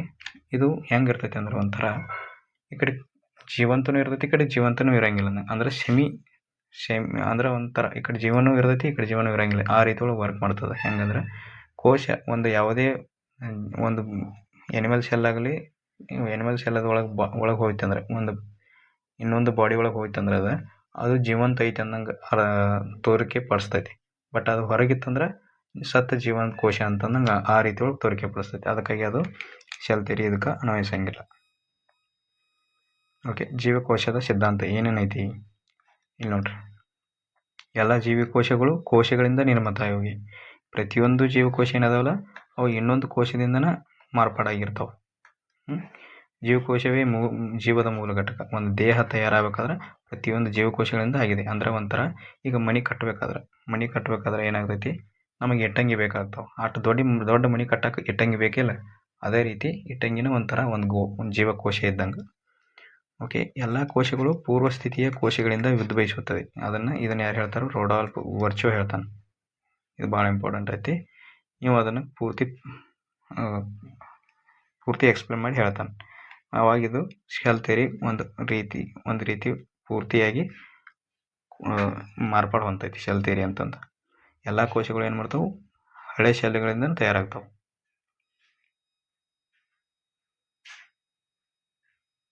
ಈಗ ನೆಕ್ಸ್ಟ್ ಕ್ವಶನ್ ನೋಡೋಣ. ಇಲ್ಲಿ ನೋಡ್ರಿ, ಸಸ್ಯಗಳಿಗೆ ಶಕ್ತಿಯ ಅಗತ್ಯತೆ ಕಡಿಮೆ ಯಾಕೆ ಇರ್ತೈತಿ ಅಂತ ಕೇಳೋಣ. ಶಕ್ತಿ ಅಂದ್ರೆ ನಮಗೆ ಎಷ್ಟು ಶಕ್ತಿ ಬೇಕಲ್ಲ ಅಷ್ಟು ಅವಕ್ಕೆ ಬೇಕಾಗಿಲ್ಲ. ಯಾವಕ್ಕೆ? ಸಸ್ಯಗಳ ಸೆಲ್ಗಳಿಗೆ ಯಾಕೆ ಬೇಕಾಗಿಲ್ಲ ಅಂತ ಕೇಳೋಣ. ಅವು ಆಮ್ಲಜನಕವನ್ನು ಉತ್ಪಾದಿಸುವುದರಿಂದ, ಅವು ಎತ್ತರದಲ್ಲಿ ಮಾತ್ರ ಹೆಚ್ಚಾಗಿರುತ್ತದ್ರಿಂದ, ಅಂದ್ರೆ ಉದ್ದ ಹೆಚ್ಚದವು ಅದಕ್ಕಾಗಿ ಅವು ಎತ್ತರ ಹೆಚ್ಚಿರ್ತಾವೆ, ಅದಕ್ಕಾಗಿ ಅವಕ್ಕೆ ಬೇಕಾಗಿಲ್ಲ ಎನರ್ಜಿ. ಆಹಾರದ ವಿಷಯದಲ್ಲಿ ಸ್ವಯಂ ಸಮರ್ಪಕವಾಗಿರೋದ್ರಿಂದ, ಅಂದ್ರೆ ತಮ್ಮ ಆಹಾರನ ತಾವು ತಯಾರಿಸ್ತಾವೆ, ಅದಕ್ಕಾಗಿ ಅದಕ್ಕೆ ಬೇಕಾಗಿಲ್ಲ. ಅವುಗಳಲ್ಲಿ ಹೆಚ್ಚು ಸತ್ತ ಜೀವಕೋಶಗಳು ಇರೋದ್ರಿಂದ. ಆದರೆ ಇದಕ್ಕೆ ಆನ್ಸರ್ ಏನಾಗ್ತೈತಿ ನೀವೆಲ್ಲರೂ ಅನ್ಕೋಬೋದು, ಅವು ಥರ ಆಹಾರ ಅವ ತಯಾರಿಸ್ತಾವು, ಅದಕ್ಕಾಗಿ ಅದಕ್ಕೆ ಬೇಕಾಗಿಲ್ಲ ಅಂತ ಅನ್ಕೋಬೋದು ಕಡಿಮೆ. ಬಟ್ ಅದು ತಪ್ಪು. ಅದ್ರದ್ದು ಆನ್ಸರ್ ಏನಾಗ್ತದೆ, ಇದಾಗ್ತದೆ. Because they have lot of dead cell. ಅಂದ್ರೆ ಒಂದು ಸಸ್ಯ ತಯಾರಾಗಬೇಕಾದ್ರೆ, ಒಂದು ಸಸ್ಯ ತಯಾರಾಗ್ತೈತಲ್ಲ, ಆ ಸಸ್ಯದಾಗ DNA ಎಲ್ಲ ಇರ್ತೈತಿ, ಒಂದು ವ್ಯಾಕ್ಯೂಲ್ ಇರ್ತೈತಿ, ಅತಿ ದೊಡ್ಡ ಹೆಚ್ಚಾಗಿ ವ್ಯಾಕ್ಯೂಲ್ ಹತ್ರವಾಗಿ ಕಂಡು ಬರ್ತೈತಿ. ಆದ್ರೆ ಅವಕ್ಕೇನು, ಅವೆಲ್ಲ ಪ್ರತಿಯೊಂದು ಗಿಡದ ತೊಗಟಿ ನೋಡ್ರಿ, ತೊಗಟಿ ಅವೆಲ್ಲ ಡೆಡ್ ಸೆಲ್. ಅದು ಸೆಲ್ ವಾಲ್ದಿಂದ ತಯಾರಾಗಿರ್ತದೆ. ಅದು ಭಾಳ ರಿಜಿಡಿಟಿ ಮತ್ತು ಟರ್ಡಿಡಿಟಿಯನ್ನು ಪ್ರೊವೈಡ್ ಮಾಡ್ತಿರ್ತಾವೆ. ಅಂದರೆ ಇನ್ನೊಂದು ಏನಂದ್ರೆ, ಅದಕ್ಕೆ ಎನರ್ಜಿ ಯಾಕೆ ಕಡಿಮೆ ಆಗ್ತೈತಿ ಅಂದ್ರೆ, ಶಕ್ತಿ ಯಾಕೆ ಕಡಿಮೆ ಯೂಸ್ ಮಾಡ್ತೈತಿ ಅಂದ್ರೆ, ಅದು ಮೂವೇಬಲ್ ಅಲ್ಲ. ಅಂದ್ರೆ ಒಂದು ಜಾಗದಿಂದ ಇನ್ನೊಂದು ಜಾಗಕ್ಕೆ ಚಲನೆ ಮಾಡೋಂಗಿಲ್ಲ. ಅದಕ್ಕೋಸ್ಕರ ಅದಕ್ಕೆ ಶಕ್ತಿ ಕಡಿಮೆ ಆಗ್ತೈತಿ. ನಮ್ಮಂಗೆ ಭಾಳಷ್ಟು ಎನರ್ಜಿನೂ ವೇಸ್ಟ್ ಆಗಂಗಿಲ್ಲ ಅಲ್ಲಿ. ನಾವು ದಿನ ಕೆಲಸ ಮಾಡ್ತಿರ್ತೀವಿ, ಅದಕ್ಕೋಸ್ಕರ ನಮಗೆ ಹೆಚ್ಚಿಗೆ. ಮತ್ತು ಇವು ಮೃದುವ ಶೆಲ್ಗಳು ಇರ್ತಾವೆ ನಮ್ಮ ಮಾನವ ದೇಹದಾಗ. ಬಟ್ ಅದರಲ್ಲಿ ರಫ್ ಆ್ಯಂಡ್ ಟಫ್ ಇರ್ತಾವೆ, ಅಂದರೆ ಗಟ್ಟಿತನವನ್ನು ಕೊಡ್ತಾವೆ. ಅದರ ಸಂಬಂಧ ಅವಕ್ಕೆ ಶಕ್ತಿ ಕಡಿಮೆ ಆಗ್ತೈತಿ. ಅದರ ಸಂಬಂಧ ಆನ್ಸರ್ ಏನಾಗ್ತೈತಿ, ಅವುಗಳಲ್ಲಿ ಹೆಚ್ಚು ಸತ್ತ ಕೋಶಗಳಿರೋದ್ರಿಂದ ಅವಕ್ಕೆ ಶಕ್ತಿ ಕಡಿಮೆ ಬೇಕಾಗ್ತೈತಿ. ಈಗ ಪ್ಲ್ಯಾಂಟ್ ಸೆಲ್ ಮತ್ತು ಎನಿಮಲ್ ಸೆಲ್ ಬಗ್ಗೆ ನೋಡ್ಕೊಂಡು, ಇಲ್ಲಿ ನೋಡ್ರಿ, ಎನಿಮಲ್ ಸೆಲ್ ಎಲ್ಲೈತಿ, ಪ್ಲ್ಯಾಂಟ್ ಸೆಲ್ ಎಲ್ಲೈತಿ. ಎನಿಮಲ್ ಸೆಲ್ದಾಗ ಇದೇಗ ನಾನು ಎಲ್ಲ ಹೇಳಿ ನಿಮ್ಗೆ. ಇಲ್ಲಿ ನ್ಯೂಕ್ಲಿಯಸ್ ಐತಿ, ಇದು ನ್ಯೂಕ್ಲಿಯೋಪ್ಲಾಸ್ಮಾ, ಇದ್ರೊಳಗೆ ಇದು ನ್ಯೂಕ್ಲಿಯೋಲಸ್ ಇರ್ತೈತಿಲ್ಲ, ಇದ್ರೊಳಗೆ DNA ಇರ್ತೈತೆ. ಅನಂತರ ಇಲ್ಲಿ ಮೈಟೋಕಾಂಡ್ರಿಯಾ ಇರ್ತಾವೆ, ಇದು ಮೈಟೋಕಾಂಡ್ರಿಯಾ. ಇದು ಸೆಂಟ್ರೋಜೋಲ್ಸು ಇರ್ತಾವೆ.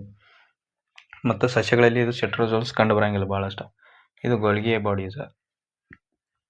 ಇದು ವ್ಯಾಕ್ಯೂಲ್. ಇಲ್ಲಿ ಸಣ್ಣದಿರ್ತೈತಿ, ಮಾನವ ದೇಹದಲ್ಲಿ ಸಣ್ಣದಿರ್ತೈತಿ ವ್ಯಾಕ್ಯೂಲ್. ಬಟ್ ಪ್ಲ್ಯಾಂಟ್ ಒಳಗೆ ದೊಡ್ಡದಿರ್ತೈತಿ. ಇಲ್ಲಿ ಸೆಲ್ ಮೆಂಬ್ರೇನ್ ಇರ್ತದೆ, ಬಟ್ ಇದ್ರದೊಳಗೆ ಸೆಲ್ ವಾಲ್ವು ಇರ್ತದೆ. ಸೆಲ್ ಮೆಂಬ್ರೇನ್ ಜೊತೆಗೆ ಸೆಲ್ ವಾಲ್ ಎರಡೂ ಇರ್ತವೆ. ಇದು ಸೆಲ್ ವಾಲ್ ಒಂದು ಎಕ್ಸ್ಟ್ರಾ ಐಟಮ್ ಇದರಲ್ಲಿ ಅತಿ ಹೆಚ್ಚಾಗಿ, ಅಂದರೆ ಸೆಲ್ ವಾಲ್ ಎಕ್ಸ್ಟ್ರಾ ಇರ್ತೈತಿ. ಮತ್ತು ಕ್ಲೋರೋಪ್ಲಾಸ್ಟ್ ಇದ್ರೊಳಗೆ ಕಂಡು ಬರ್ತೈತಿ, ಬಟ್ ಇದರಲ್ಲಿ ಕಂಡು ಬರೋಂಗಿಲ್ಲ. ಕ್ಲೋರೋಪ್ಲಾಸ್ಟ್ ಎನಿಮಲಲ್ಲಿ ಕಂಡು ಬರೋದಿಲ್ಲ. ಆನಂತರ ಇಲ್ಲಿ ಲೈಸೋಸೋಮ್ಸ್ ಕಂಡು ಬರೋಂಗಿಲ್ಲ. ಲೈಸೋಸೋಮ್ ಏನದಲ್ಲ ಅವು ಕಂಡು ಬರೋಂಗಿಲ್ಲ ಭಾಳಷ್ಟು. ಇಲ್ಲಿ ಪ್ರತಿಯೊಂದು ಜಾಗದಾಗ ಲೈಸೋಸೋಮ್ಸ್ ಹೆಚ್ಚಾಗಿರ್ತಾವೆ. ಮತ್ತು ಸೈಟೋಪ್ಲಾಸ್ಮಾ ಎರಡರಲ್ಲಿ ಇರ್ತೈತಿ. ಸೆಲ್ ಮೆಂಬ್ರೇನ್ ಎರಡರಲ್ಲಿ ಇರ್ತದೆ. ಗೋಲ್ಗಿ ಅಪೆರಟಸು ಇರ್ತದೆ. ಪೆರಾಕ್ಸಿಸೋಮ್ ಅಂದ್ರೆ ಇದು ಆಕ್ಸಿಡೇಷನ್, ಒಂಥರ ಡೆಟಾಕ್ಸಿಫಿಕೇಶನ್ ಅಂತ ಕರೀತಾರೆ ಅದಕ್ಕೆ. ಅದನ್ನು ನಿರ್ವಹಿಸ್ತೈತಿ. ವ್ಯಾಕ್ಯೂಲ್ಸ್ ಇರ್ತಾವೆ ಇದರಲ್ಲಿ.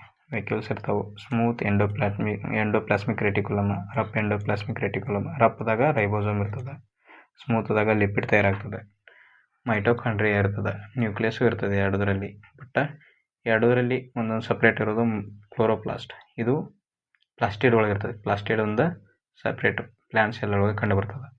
ಸೆಲ್ ವಾಲು ಪ್ಲ್ಯಾಂಟ್ ಸೆಲ್ ಒಳಗಟ್ಟ ಕಂಡು ಬರ್ತದೆ, ಎನಿಮಲ್ ಸೆಲ್ಲಲ್ಲಿ ಇರೋದಿಲ್ಲ. ಈಗ ನೆಕ್ಸ್ಟ್ ನೋಡೋಣ. ಇಲ್ಲಿ ನೋಡ್ರಿ, ಕೋಶದ ಅಂಶಗಳನ್ನು ಹೊರಗಿನ ಪರಿಸರದಿಂದ ಬೇರ್ಪಡಿಸುವ ಕೋಶದ ಅತಿ ಹೊರಗಿನ ಆವರಣ ಯಾವುದು ಅಂತ ಕರೀತಾರೆ. ಹಿಂಗಂದ್ರೆ ನಂಗೆ ತಿಳಿಲಿಲ್ಲ ಕನ್ನಡದಾಗ. ಈಗ ಇಂಗ್ಲೀಷ್ನಾಗ ಓದೋಣ. Which is the outer most covering of the cell that separates the contents of the cell from the external environment. ಅಂದ್ರೆ ಏನು ಹೇಳತೈತಿ, ಇಲ್ಲಿ ಒಂದು ಸೆಲ್ ಐತಿ, ಆ ಸೆಲ್ ಒಳಗೆ ನ್ಯೂಕ್ಲಿಯಸ್ ಐತಿ, ಇವೆಲ್ಲ ಸೈಟೋಪ್ಲಾಸ್ಮಾ. ಇದನ್ನು ಮತ್ತು ಈ ಹೊರಗಿನ ಎನ್ವೈರ್ಮೆಂಟ್ ಇದನ್ನು ಬೇರ್ಪಡಿಸೋದು ಯಾವ್ದು ಅಂದರೆ ಇದಕ್ಕೆ ಏನಂತ ಕರಿತೀವಿ, ಸೆಲ್ ಮೆಂಬ್ರೇನ್ ಅಂತ ಕರಿತೀವಿ. ಸೆಲ್ ಮೆಂಬ್ರೇನ್ ಬೇರ್ಪಡಿಸ್ತದೆ ಆನ್ಸರ್. ಇದನ್ನು ಇನ್ನೊಂದು ಏನಂತ ಕರಿತೀವಿ, ಪ್ಲಾಸ್ಮಾ ಮೆಂಬ್ರೇನ್ ಅಂತಲೂ ಕರಿತೀವಿ. ಪ್ಲಾಸ್ಮಾ ಮೆಂಬ್ರೇನ್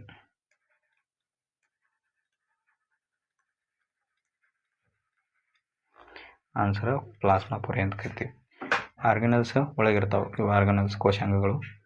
ನರ್ವ್ ಸೆಲ್ ಅಲ್ಲ ಆನ್ಸರ್. ಸ್ಮೂತ್ ಮಸಲ್ ಸೆಲ್ ಇದು ಸಂಬಂಧ ಬರಂಗಿಲ್ಲ. ಅದಕ್ಕಾಗಿ ಆನ್ಸರ್ ಏನಾಗ್ತದೆ ಪ್ಲಾಸ್ಮಾ ಮೆಂಬ್ರೇನ್. ಇವೆಲ್ಲ ಕೇಳಿದ ಕ್ವಶನ್ ಅದಾವ. ಓಕೆ, ಪ್ರೋಕ್ಯಾರಿಯೋಟಿಕ್ ಕೋಶದಲ್ಲಿ ಕಾಣುವ ಏಕಮಾತ್ರ ಕೋಶಾಂಗ ಯಾವುದು? ಅಂದ್ರೆ the only cell organelle seen in prokaryotic cell. ಇದು ಇದ್ರೊಳಗೆ ನೋಡ್ರಿ, ಪ್ರೋಕ್ಯಾರಿಯೋಟಿಕ್ ಸೆಲ್ ಒಳಗೆ ಒಂದೇ ಆರ್ಗನ್ ಕಂಡು ಬರ್ತೈತೆ. ಅದು ಯಾವುದಂದ್ರೆ ರೈಬೋಸೋಮ್ ಒಂದೇ ಕಂಡು ಬರ್ತೈತೆ. ಉಳಿದು ಯಾವ್ಯಾವ ಇರಂಗಿಲ್ಲ. ಮೈಟೋಕಾಂಡ್ರಿಯನೂ ಇರಂಗಿಲ್ಲ, ಪ್ಲಾಸ್ಟಿಡು ಇರಂಗಿಲ್ಲ, ಲೈಸೋಸೋಮ್ಸು ಇರಂಗಿಲ್ಲ. ಏನು ಕಂಡು ಬರ್ತದೆ? ಆರ್ಗನ್ ಇದು ಒಂದೇ ಕಂಡು ಬರ್ತದೆ.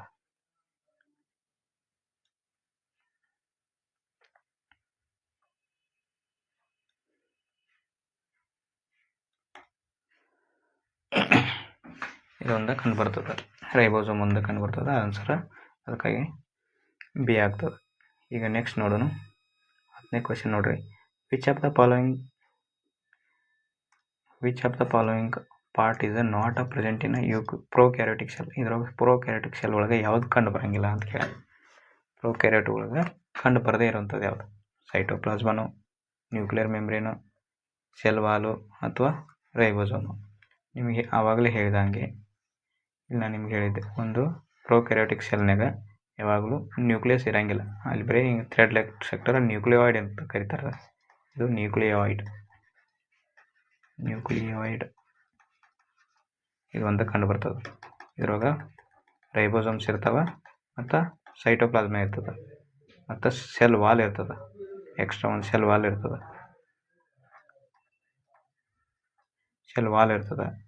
ಅದಕ್ಕಾಗಿ ಸೈಟೋಪ್ಲಾಸ್ಮನೂ ಇರ್ತದೆ, ಆನಂತರ ಸೆಲ್ ವಾಲ್ ಇರ್ತದೆ, ರೈಬೋಸೋಮ್ ಇರ್ತದೆ. ಬಟ್ ನ್ಯೂಕ್ಲಿಯರ್ ಮೆಂಬ್ರೇನ್ ಇರಂಗಿಲ್ಲ. ಇಲ್ಲಿ ನ್ಯೂಕ್ಲಿಯರ್ ಮೆಂಬ್ರೇನ್ ಇದೆ. ಇದ್ರೊಳಗೆ ಒಂದು ನ್ಯೂಕ್ಲಿಯಸ್ ಇರ್ತದೆ. ನ್ಯೂಕ್ಲಿಯರ್ ಮೆಂಬ್ರೇನ್ ಸುತ್ತುವರಿದಿಲ್ಲ, ಅದು ಇರಂಗಿಲ್ಲ. ಇದು ಇರಂಗಿಲ್ಲ. ಈಗ ನೆಕ್ಸ್ಟ್ ಕ್ವಶನ್ ನೋಡೋಣ. ಇದು ಪ್ರೋಕ್ಯಾರಿಯೋಟಿಕ್ ಸೆಲ್. ಈಗ ನೆಕ್ಸ್ಟ್ ನೋಡ್ರಿ, ಇಲ್ಲಿ ಏನು ಕೇಳೋಣ? Which of the following cellular components are known as a protein factors of the cell. ಕೋಶದಲ್ಲಿ ಪ್ರೋಟೀನ್ ಕಾರ್ಖಾನೆಗಳೆಂದು ಕರೆಯುವ ಘಟಕ ಯಾವುದು? ನಿಮಗೆಲ್ಲರಿಗೂ ಗೊತ್ತಾಯ್ತದ, ಎಲ್ಲ ಚೆನ್ನಾಗಿದ್ದ ನಾವು ಕೇಳ್ಕೊಂಡು ಬಂದೀವಿ. ರೈಬೋಸೋಮ್ಸ್ ಏನು ತಯಾರು ಮಾಡ್ತಾವ? ಪ್ರೋಟೀನನ್ನು ತಯಾರು ಮಾಡ್ತಾವ. ಇದೇ ಆನ್ಸರ್. ನಮಗೆ ಪ್ರೋಟೀನ್ ಕಾರ್ಖಾನೆಗಳಂತಲೂ ಕರೀತಾರೆ. ಪ್ರೋಟೀನನ್ನು ತಯಾರಿಸುತ್ತವೆ.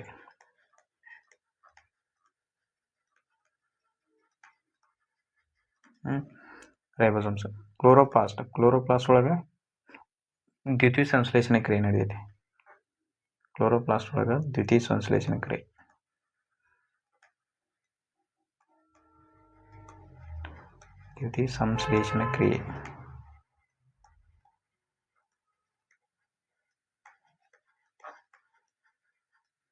ದ್ವಿತೀಯ ಸಂಶ್ಲೇಷಣೆ ಕ್ರಿಯೆ ನಡೀತದೆ.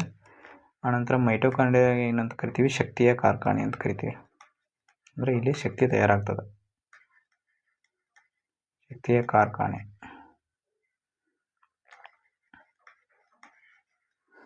ಆನಂತರ ಗೋಲ್ಗಿ ಬಾಡೀಸ್. ಇದು ಪ್ಯಾಕೇಜಿಂಗ್ ಅಂದರೆ ಪ್ಯಾಕ್ ಮಾಡೋದು ಮತ್ತು ಟ್ರಾನ್ಸ್ಪೋರ್ಟ್ ಮಾಡೋದು.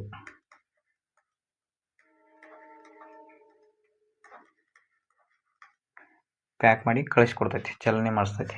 ಅದೇನು ಪ್ರೋಟೀನನ್ನು ಚಲನೆ ಮಾಡಿಸ್ತೈತಿ. ಅದಕ್ಕಾಗಿ ಇದನ್ನು ಪ್ಯಾಕೇಜಿಂಗ್ ಆ್ಯಂಡ್ ಟ್ರಾನ್ಸ್ಪೋರ್ಟಿಂಗ್ ಆರ್ಗನ್ ಅಂತ ಕರೀತಾರೆ. ಓಕೆ, ಈಗ ನೆಕ್ಸ್ಟ್ ಕ್ವಶನ್ ನೋಡ್ರಿ. ಇಲ್ಲಿ ನೋಡ್ರಿ, ಸಸ್ಯಕೋಶಗಳಿಗೆ ಕೋಶ ಭಿತ್ತಿ ಇರುವುದು ಯಾಕೆಂದರೆ? ಕೋಶ ಭಿತ್ತಿನ ಯಾಕೆ ಇರ್ತದೆ? ಸೆಲ್ ವಾಲ್ ಅಂತ ಹೇಳತ್ತಿದ್ನಲ್ಲ, ಅದಕ್ಕೆ ಕೋಶ ಭಿತ್ತಿ ಅಂತ ಕರಿತೀವಿ. ಕೋಶ ಭಿತ್ತಿ ಅಂತ ಯಾಕೆ ಕರಿತೀವಿ? They depend plants cell from variety of external effects. ಅಂದರೆ ಹೊರಗಿಂದ ಏನೋ ತೊಂದರೆ ಆಗೋದಕ್ಕೆ ಅದು ಬಿಡಂಗಿಲ್ಲ. ಅವುಗಳಿಗೆ ಸೂಕ್ಷ್ಮ ಆನುವಂಶಿಕ ಪದಾರ್ಥವಿಲ್ಲ. ಅದಕ್ಕೆ ಯಾವುದೇ ರೀತಿ they do not have a proper genetic material. ಅದಕ್ಕೆ ಜೆನೆಟಿಕ್ ಮೆಟೀರಿಯಲ್ ಇಲ್ಲ ಅಂತ ಹೇಳ್ತಾನೆ ಸೆಲ್ ವಾಲಿಗೆ. ಜೆನೆಟಿಕ್ ಮೆಟೀರಿಯಲ್ ಅಂದ್ರೆ ಅದು ಸೆಲ್ ಅಂತ ಕರೆಯೋದು ಹೆಂಗೆ? ಅದು ಜೆನೆಟಿಕ್ ಮೆಟೀರಿಯಲ್ದಿಂದನೇ ಆಗ್ತೈತಲ್ಲ, ಅದಕ್ಕಾಗಿ ಇದು ತಪ್ಪಾಗ್ತದೆ. ನಂತರ they do not have a cytoplasm ಇದ್ದೇ ಇರ್ತದೆ ಅಂದಾಗ ಅದು ಸೆಲ್ ವಾಲ್ ತಯಾರಾಗ್ತದೆ. They are required for photosynthesis. ಅವು ಫೋಟೋಸಿಂಥೆಸಿಸ್ಗೆ ಅಗತ್ಯ ಅದಾವು ಅಂತ ಕೇಳ್ತಾನೆ. ಯಾವ? ಸೆಲ್ ವಾಲ್ ಇಲ್ಲ. ಯಾಕಂತಂದ್ರೆ ಸೆಲ್ ವಾಲ್ದಿಂದ ಫೋಟೋಸಿಂಥಸಿಸ್ ಆಗಂಗಿಲ್ಲ. ಎಲೆ ಪತ್ರ ಹರಿತು ಅದು ಎಲ್ಲಿರ್ತದೆ, ಕ್ರೋಮೋಪ್ಲಾಸ್ಟ್, ಅಲ್ಲಿಂದ ದ್ವಿತೀಯ ಸಂಶ್ಲೇಷಣೆ ಕ್ರಿಯೆ ಆಗ್ತದೆ. ಅದಕ್ಕೋಸ್ಕರ ಅವು ಸಸ್ಯಗಳಿಗೆ ಏನು ಮಾಡ್ತಾವೆ, ಹಲವು ಬಗೆಯ ಬಾಹ್ಯ ಪರಿಣಾಮಗಳಿಂದ ರಕ್ಷಣೆ ಕೊಡ್ತಾವೆ. ಹೆಂಗಂದ್ರೆ ಗಾಳಿ ಆಗಲಿ, ಈಗ ಗಾಳಿ ಹೊಳ್ಯಾಡ್ತದ, ಅದು ಹೊಳ್ಯಾಳಕ್ಕೆ ಬಿಡಂಗಿಲ್ಲ, ಅಂದ್ರೆ ಸ್ಟೇಟಾಗಿ ನಿಲ್ಲಕ್ಕೆ ಅದು ಶಕ್ತಿ ಕೊಡ್ತದೆ. ಅದಕ್ಕೋಗಿ ಮತ್ತು ಯಾವುದೇ ಪ್ರಾಣಿಗಳ ಒಳಗೆ ಎಂಟ್ರಿ ಆಗಕ್ಕೆ ಬಿಡಂಗಿಲ್ಲ. ರೋಗದ ಹತ್ತಿರ ಸೂಕ್ಷ್ಮ ಜೀವಿಗಳು ಒಳಗೆ ಬಿಡಂಗಿಲ್ಲ. ಅದಕ್ಕಾಗಿ ಸೆಲ್ ವಾಲ್ ಅದಕ್ಕೆ ಭಾಳ ಮುಖ್ಯ. ಈಗ ನೆಕ್ಸ್ಟ್ ಕ್ವಶನ್ ನೋಡೋಣ. ಈಗ ಈ ಕೆಳಗಿನ ಈಗ ನೋಡ್ರಿ, ಕೆಳಗಿನ ಪ್ರೊಕ್ಯಾರಿಯೋಟಿಕ್ ಕೋಶದ ಕೆಲವು ಲಕ್ಷಣಗಳನ್ನು ನೀಡಲಾಗಿದೆ. ನೀಡಿದ ಆಯ್ಕೆಯಲ್ಲಿ ತಪ್ಪಾದ ಆಯ್ಕೆಯನ್ನು ಮಾಡಿ. ತಪ್ಪಾಗಿತ್ತು, ಯಾವ್ದು ತಪ್ಪೈತಿ ಅದನ್ನು ಕಂಡುಹಿಡಿಯಿರಿ ಅಂತ ಹೇಳ. ಪೊರೆಬದ್ಧ ಕೋಶಾಂಗಗಳನ್ನು ಹೊಂದಿರ್ತದ. ಅಂದ್ರೆ ಒಂದು ಸೆಲ್ ಐತಿ, ಪ್ರೊಕ್ಯಾರಿಯೋಟಿಕ್ ಸೆಲ್ ಐತಿ, ಅದ್ರೊಳಗೆ ಕೋಶಾಂಗಗಳು, ಅದ್ರೊಳಗೆ ಸೆಲ್ಗಳೊಳಗೆ ಮತ್ತು ಆರ್ಗನ್ಸ್ ಅವೆಲ್ಲ ಮೆಂಬ್ರೇನ್ ಬೌಂಡ್ ಇರ್ತಾವೆ. ಅಂದ್ರೆ ಅದ್ರ ಜೊತೆ ಸುತ್ತೂರಿಗೆ ಕೋಶ ಪೊರೆ ಹೆಂಗಿರ್ತೈತಿಲ್ಲ ಹಂಗೆ ಅದಕ್ಕೂ ಆರ್ಗನಲ್ಸ್ಗೂ ಭೀ ಕೋಶಾಂಗಗಳದಾವು, ಕೋಶ ಪೊರೆ ಇರ್ತದೆ ಅಂತ ನಂಗೆ ಹೇಳ್ತಾನೆ. ಅಂದ್ರೆ ಮೆಂಬ್ರೇನ್ಗಳು ಪೊರೆಯನ್ನು ಹೊಂದಿದ ಕೋಶಾಂಗಗಳದಾವು ಅಂತ ಹೇಳ್ತಾನೆ. ಎಕ್ಸ್ಟ್ರೀಮ್ಲಿ ಸ್ಮಾಲ್ ಇರ್ತದೆ. ಸಿಂಗಲ್ ಕ್ರೋಮೋಸೋಮನ್ನು ಹೊಂದಿರ್ತದೆ. It's a nuclear region is called nucleoid. ನಾನು ನಿಮ್ಗೆ ಅವಾಗ ಹೇಳಿನಿ, ಪ್ರೊಕ್ಯಾರಿಯೋಟಿಕ್ ಸೆಲ್ ಒಳಗೆ ಒಂದೇ ಎಳೆದಿರೋದಂಥ ಒಂದು ಕ್ರೋಮೋಸೋಮ್ ಇರ್ತದೆ. ಇದರೊಳಗೆ ಸೈಟೋಪ್ಲಾಸ್ಮಾ ಇರ್ತದೆ ಮತ್ತು ರೈಬೋಸೋಮ್ಸ್ ಇರ್ತಾವೆ. ಬಟ್ ಇದು ಸೆಲ್ ಮೆಂಬ್ರೇನ್, ಕೋಶ ಪೊರೆ ಇರ್ತದೆ.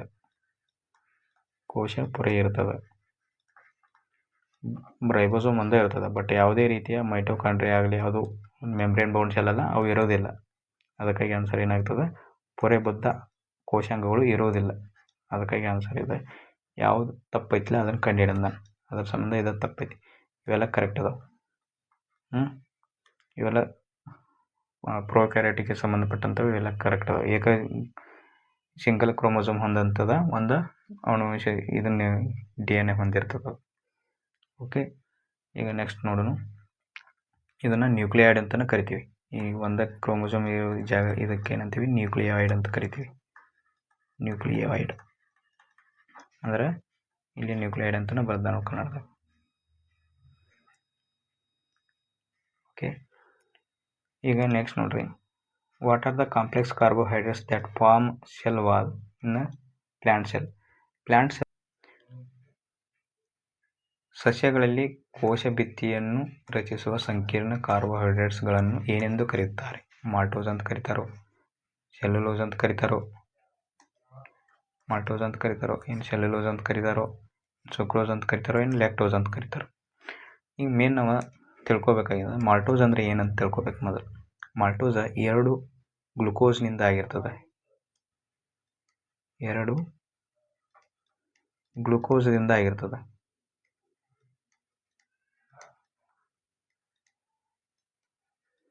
ಗ್ಲುಕೋಸ್ ಅಂದರೆ ನಿಮ್ಗೆ C6H12O6. ಇದು ಭಾಳ ಇಂಪಾರ್ಟೆಂಟ್ ಐತಿ, ಇದನ್ನು ಕೇಳ್ತಾರೆ. 6H12O6 ಇದರಿಂದ ತಯಾರಿಸಿರ್ತದೆ. ಅಂದರೆ 2 ಗ್ಲುಕೋಸ್ ಇರ್ತಾವೆ, 1+1.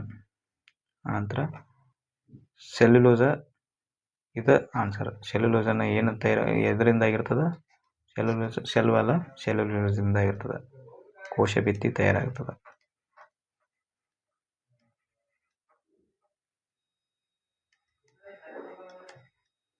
ಕೋಶ ಭಿತ್ತಿ. ಓಕೆ, ಈಗ ಸುಕ್ರೋಸ್ ಅಂದರೆ ಏನಂತ ತಿಳ್ಕೊಂಡು. ಸುಕ್ರೋಸ್ದಾಗ ಏನಿರ್ತದೆ, ಡೈಸ್ಯಾಕ್ರೈಡ್ ಇರ್ತೈತೆ. ಅಂದರೆ 2 ಗ್ಲುಕೋಸನ್ನು ಹೊಂದಿರ್ತದೆ. 2 ಡೈಸ್ಯಾಕ್ರೈಡ್ 2 ರೀತಿ ಒಳಗೆ ಶುಗರನ್ನು ಹೊಂದಿರ್ತದೆ. Sucrose is nothing but table spoon. ಇದು ಎಲ್ಲಿ ಕಂಡು ಬರ್ತದೆ ಅಂದ್ರೆ, ಇದು ನಾವು ಊಟ ಮಾಡಿದಾಗ ಫಸ್ಟಕ್ಕೆ ಏನು ತಿಂತೀವಲ್ಲ ಅದು ಮಾಲ್ಟೋಸಾಗಿ ಕನ್ವರ್ಟ್ ಮಾಡ್ತದೆ. ಸ್ಟಾರ್ಚ್ ಡೈಜೆಷನ್, ಸ್ಟಾರ್ಚ್ ಒಳಗೆ ಕಂಡು ಬರ್ತದೆ. ನಂತರ ಇದು ಟೇಬಲ್ ಸ್ಪೂನ್ ಶುಗರ್, ನಾರ್ಮಲ್ ಮನೆಯಲ್ಲಿ ಯೂಸ್ ಮಾಡುವಂಥ ಶುಗರ್. ನಾರ್ಮಲ್ ಶುಗರ್ ಏನೇನು ಇರ್ತದೆ ಇದರಲ್ಲಿ,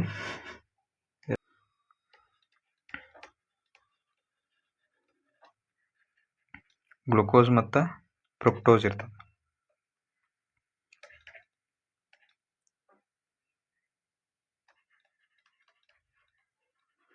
ಫ್ರುಕ್ಟೋಸನ್ನು ಹೊಂದಿರ್ತದೆ.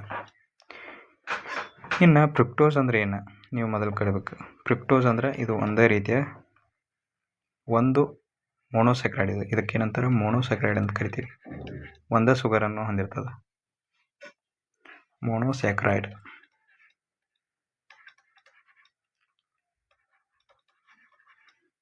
ಒಂದೇ ಗ್ಲುಕೋಸನ್ನು ಹೊಂದಿರ್ತದೆ.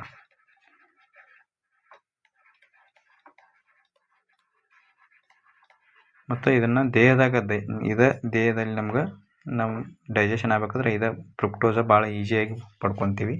ಇದು ಫ್ರುಕ್ಟೋಸ್ ಎಲ್ಲೆಲ್ಲಿ ಕಂಡು ಬರ್ತದೆ ಅಂದರೆ, ಫ್ರುಕ್ಟೋಸ್ ಕಂಡು ಬರೋದು ಎಲ್ಲೆಲ್ಲಿ ಅಂದ್ರೆ ಯಾವ್ಯಾವ್ದ್ರಾಗ ಇರ್ತದೆ ಅಂದ್ರೆ ಫ್ರೂಟ್ಸ್ ಒಳಗಿರ್ತದೆ, ಹಣ್ಣುಗಳಲ್ಲಿ, ಮತ್ತು ಜೇನುತುಪ್ಪದಾಗ. ಜೇನು ಏನಿರ್ತೈತಿ ಅದೆಲ್ಲ ಫ್ರುಕ್ಟೋಸ. ಮತ್ತು ಭಾಳ ಸ್ವೀಟ್ ಇರ್ತದೆ ಅದು.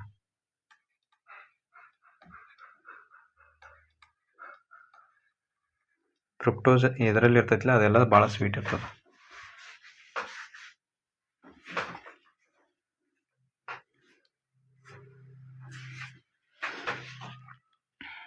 ಓಕೆ, ಈಗ ನೆಕ್ಸ್ಟ್ ಕ್ವಶನ್ ನೋಡೋಣ.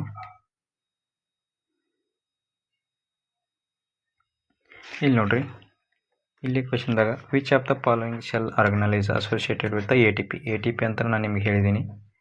ATP ಅಂದ್ರೆ ಅಡೆನೋಸೈನ್ ಟ್ರೈಫಾಸ್ಫೇಟ್. Adenosine triphosphate.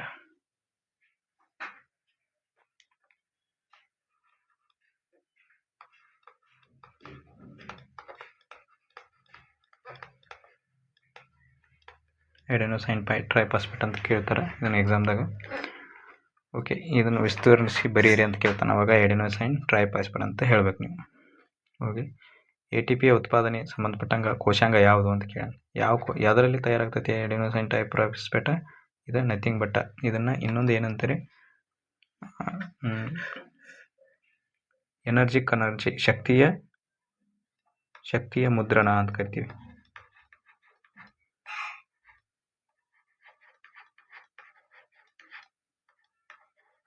ಶಕ್ತಿಯ ಮುದ್ರಣ, ಎನರ್ಜಿ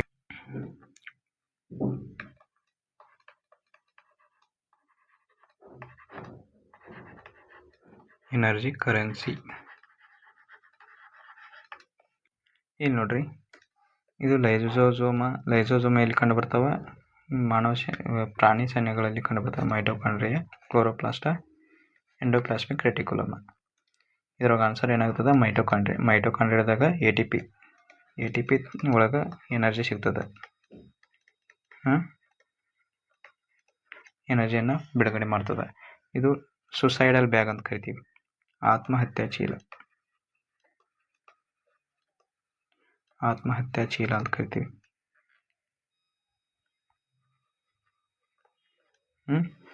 ಆನಂತರ ಕ್ಲೋರೋಪ್ಲಾಸ್ಟ್, ಇದು ಸಸ್ಯಗಳಲ್ಲಿ ಕಂಡು ಬರ್ತದೆ.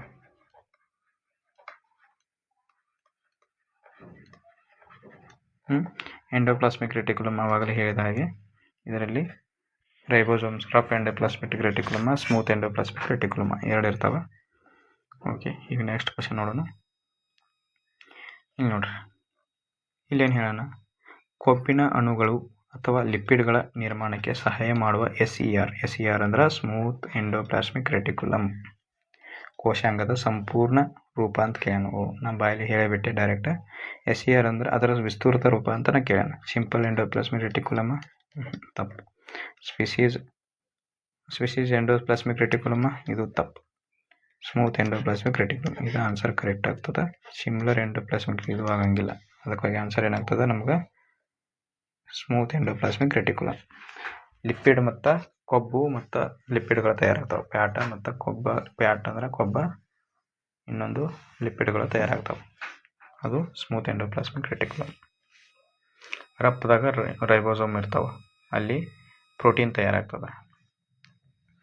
ಓಕೆ, ಈಗ ನೆಕ್ಸ್ಟ್ ನೋಡ್ರಿ, ಕೋಶದ ಒಳಗಿನ ಅಂಶಗಳನ್ನು ಹೊರಗಿನ ವಾತಾವರಣದಿಂದ ಬೇರ್ಪಡಿಸುವ ಅತ್ಯಂತ ಹೊರಗಿನ ಆವರಣದ ಯಾವುದು ನೋಡ್ರಿ? Which of the outer most covering of the cell that separates the contents of the cell from the external environment? Plasma membrane. ಇದು ಕ್ವಶನ್ ರಿಪೀಟ್ ಆಗಿದೆ, ಆವಾಗಲೇ ನಾನು ಹೇಳಿದೆ ನಿಮಗೆ. ಇದು ಕ್ವಶನ್ ರಿಪೀಟ್ ಆಗಿದೆ, ಸೇಮ್ ಕ್ವಶನ್ ಒಳ್ಳೆ ಕೇಳಿದ್ದಾರೆ. ಓಕೆ, ಈಗ ನೆಕ್ಸ್ಟ್ ಕ್ವಶನ್ ನೋಡ್ರಿ 18ನೇದು. ಇಲ್ಲಿ ನೋಡ್ರಿ, ಮಾನವ ಪುರುಷ ಜನಕೋಶದ ಗುಣಸೂತ್ರಗಳ ಸಂಖ್ಯೆ ಎಷ್ಟು ಅಂತ ಕೇಳ. ಅಂದ್ರೆ ಅರ್ಥ, what are the number of chromosomes in human male sperm germ cell. Germ ಅಂದ್ರೆ ಇದು ಸ್ಪರ್ಮ್ ಸೆಲ್. ಜರ್ಮ್ ಅಂದ್ರೆ ಸ್ಪರ್ಮ್ ಸೆಲ್, ಶುಕ್ರಾಣು ಸೆಲ್. ಅಂದ್ರೆ ಸ್ಪರ್ಮ್ ಒಳಗೆ ಎಷ್ಟು ಜೋಡಿ ಇದನ್ನ ಇರ್ತಾವೆ, ಕ್ರೋಮೋಸೋಮ್ ಇರ್ತಾವ ಅಂತ ಕೇಳ. ಎಷ್ಟು ಜೋಡಿ ಕ್ರೋಮೋಸೋಮ್ ಇರ್ತಾವು? 46 ಪೇರ್ ಆಫ್ ಕ್ರೋಮೋಸೋಮ್ಸ. ಇದು ಒಂದು ಮಾನವನ 46 pair of chromosomes, 23 chromosomes, 23 pair of chromosomes, 23 chromosomes, 23 ಗುಣಸೂತ್ರಗಳು, 46 ಕ್ರೋಮೋಸೋಮ್ಸ್. ಇಲ್ಲಿ ನೋಡ್ರಿ, 23 ಪೇರ್ ಆಫ್ ಕ್ರೋಮೋಸೋಮ್ಸ್. ಇದು 23 ಪೇರ್ ಆಫ್ ಕ್ರೋಮೋಸೋಮ್ಸು ಮಾನವ ದೇಹದಲ್ಲಿ ಇರ್ತಾವೆ. ಮಾನವ ದೇಹದಲ್ಲಿ ಅಂದ್ರೆ 22 ಆಟೋಸೋಮ್ಸ್ ಇರ್ತಾವೆ. Autosomes plus 1 X and Y. ಇದು ಸೆಕ್ಸ್ ಕ್ರೋಮೋಸೋಮ್, ಗಂಡು ಅಥವಾ ಹೆಣ್ಣು ಸೆಕ್ಸ್ ಕ್ರೋಮೋಸೋಮ್ ಇರ್ತದೆ. Okay, 23 chromosomes. ಆನ್ಸರ್ 23 ಕ್ರೋಮೋಸೋಮ್ಸ್ ಆಗ್ತದೆ. ಮಾನವ ದೇಹದಾಗ 23 ಪೇರ್ ಅಂದ್ರೆ ಟೋಟಲ್ 22 × 22 ಎರಡು ರೀತಿ 22 × 22 44 ಆಗ್ತದೆ. ಆನಂತರ ಇದು ಇವೆರಡು ಟೋಟಲ್ 46 ಕ್ರೋಮೋಸೋಮ್ಸ್ ಇರ್ತಾವೆ. ಪೇರ್ ಬಂತಂದ್ರೆ ಎರಡು, ಡಬಲ್ ಅಂದ್ರೆ ಜೋಡಿ ಕ್ರೋಮೋಸೋಮ್.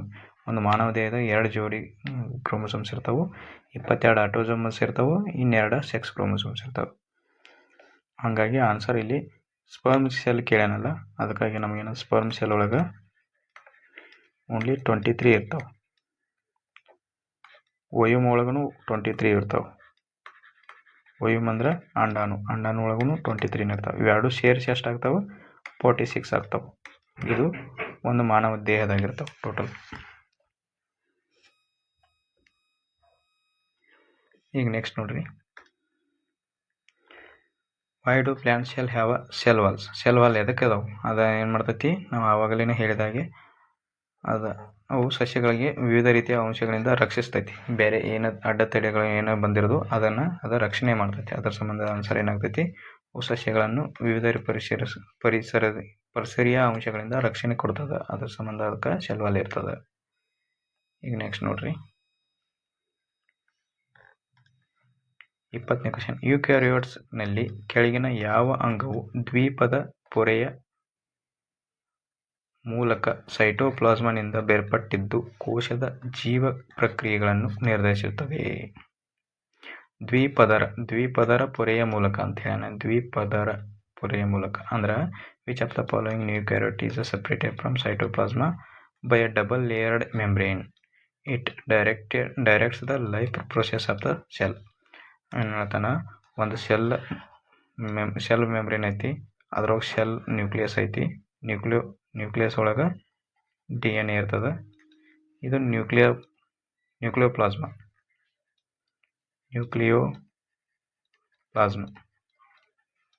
ಏನು ಹೇಳ್ತಾನೆ, ಅದಕ್ಕೆ ಯಾವುದು ಅಂತ ಕರಿತಾನೆ? Directs the life. ಇದು ಎಲ್ಲ ನ್ಯೂಕ್ಲಿಯಸ್ ಏನು ಮಾಡ್ತೈತಿ, ಇದು ಶೆಲ್ಲನ್ನು ಕಂಟ್ರೋಲ್ ಮಾಡ್ತಿರ್ತದೆ. ಅದು ಏನ ಅಂತಂದು ಕೇಳೋಣ, ಅದು ಆನ್ಸರ್ ಏನಾಗ್ತದೆ, ನ್ಯೂಕ್ಲಿಯಸ್ ಆಗ್ತದೆ. ಪ್ಲಾಸ್ಟಿಡ್ ಇದರಲ್ಲಿ ಇರ್ತೈತಿ, ಸಸ್ಯಗಳಲ್ಲಿ ಇರ್ತದೆ. ರೈಬೋಸೋಮ ಪ್ರೋಟೀನನ್ನು ತಯಾರು ಮಾಡ್ತದೆ. ಅದಕ್ಕಾಗಿ ಆನ್ಸರ್ ನ್ಯೂಕ್ಲಿಯಸ್. ಇಡೀ ಸೆಲ್ಲನ್ನು ಕಂಟ್ರೋಲ್ ಮಾಡ್ತದೆ. ಯಾವುದು ಕಂಟ್ರೋಲ್ ಮಾಡ್ತೈತಿ ಅಂತ ಕೇಳೋಣ, ಅದು ಆನ್ಸರ್ ನ್ಯೂಕ್ಲಿಯಸ್. ನೆಕ್ಸ್ಟ್ ನೋಡ್ರಿ, ಈಗ ನೋಡ್ರಿ, which of the following power house of the cell? ಇದ್ರೊಳಗೆ ಶಕ್ತಿಯ ಕಾರ್ಖಾನೆ ಅಂತ ಯಾವುದಕ್ಕೆ ಕರೀತಾರೆ? ನಿಮಗೆಲ್ಲರಿಗೂ ಗೊತ್ತಿದ್ದಂಗೆ ಮೈಟೋಕಾಂಡ್ರಿಯಾಕ್ಕೆ ಶಕ್ತಿಯ ಕಾರ್ಖಾನೆ ಅಂತ ಕರೀತಾರೆ. ಇದೇನು ಹೇಳೋದು ಅವಶ್ಯಕತೆ ಇಲ್ಲ. ರೆಡ್ ಬ್ಲಡ್ ಸೆಲ್ ಒಳಗೆ ನ್ಯೂಕ್ಲಿಯಸ್ ಇರಂಗಿಲ್ಲ, ನೆನ್ಪಿಟ್ಕೊಳ್ರಿ. ವೈಟ್ ಬ್ಲಡ್ ಸೆಲ್ಸ ಇವು ಸೈನಿಕರಂತೆ ಹೋರಾಡ್ತಾವೆ. ನಮ್ಮ ಒಳಗಿನ ಯಾವುದೇ ರೀತಿಯ ರೋಗ ಬರದೆ ಅಂತ ತಡೆಗಟ್ತಾವೆ. ಅದಕ್ಕೆ ಸೈನಿಕರಂತ ಕರಿತಾವೆ. ಪ್ಲಾಸ್ಮಾ ಮೆಂಬ್ರೇನ್, ಇದು ಸೆಲ್ಲಿಗೆ ಒಂದು ಪ್ಲಾಸ್ಮಾ ಮೆಂಬ್ರೇನ್ ಇರ್ತದೆ. ಓಕೆ, ಈಗ ನೆಕ್ಸ್ಟ್ ಕ್ವಶನ್ ನೋಡ್ರಿ, 22ನೇದು ಸಸ್ಯಕೋಶಗಳು ಅಭಿಸರಣೆ ಆಸ್ಮಾಸಿಸ್ ಮೂಲಕ ನೀರನ್ನು ಕಳೆದುಕೊಂಡಾಗ ಒಳಗಿನ ಪದಾರ್ಥಗಳು ಕೋಶಭಿತ್ತಿಯಿಂದ ಹೊರ ದೂರ ಸರಿದು ಕುಗ್ಗುತ್ತವೆ. ಈ ಪ್ರಕ್ರಿಯೆಯನ್ನು ಏನೆಂದು ಕರೀತಾರೆ? ಇದಕ್ಕೆ ಏನಂತ ಕರೀತಾರೆ? Passive transport, active transport, plasmolysis, diffusion. ಈಗ ನೋಡ್ರಿ, ನಾನು ಒಂದು ಡಯಾಗ್ರಾಮ್ ತೆಗಿತೀನಿ.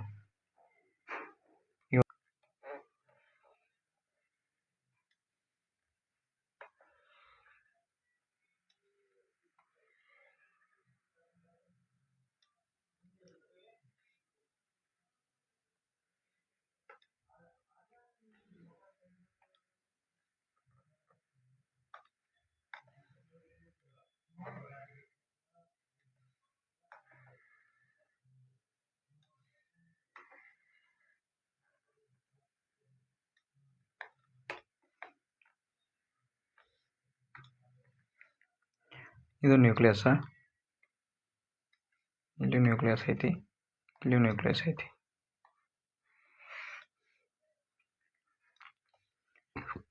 ಆನಂತರ ಇಲ್ಲಿ ನೋಡ್ರಿ, ಇದು ಹೈಪರ್ಟೋನಿಕ್ ಸೊಲ್ಯೂಷನ್ ಅಂತ ಕರಿತೀವಿ. ಹೈಪರ್ಟೋನಿಕ್ ಸೊಲ್ಯೂಷನ್. ಇದು ಐಸೋಟೋನಿಕ್ ಸೊಲ್ಯೂಷನ್. ಐಸೋ ಅಂದ್ರೆ ಸೇಮ್, ಒಂದೇ ರೀತಿ.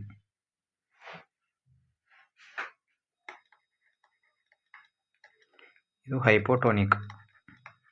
ಇದು ಎಕ್ಸಾಮ್ದಾಗ ಕೇಳ್ತಾರೆ, ಭಾಳ ಇಂಪಾರ್ಟೆಂಟ್ ಐತಿ. ಹೈಪೋಟೋನಿಕ್ ಸೊಲ್ಯೂಷನ್. ಅನಂತರ ಇದು ಒಂದು ವ್ಯಾಕ್ಯೂಲ್.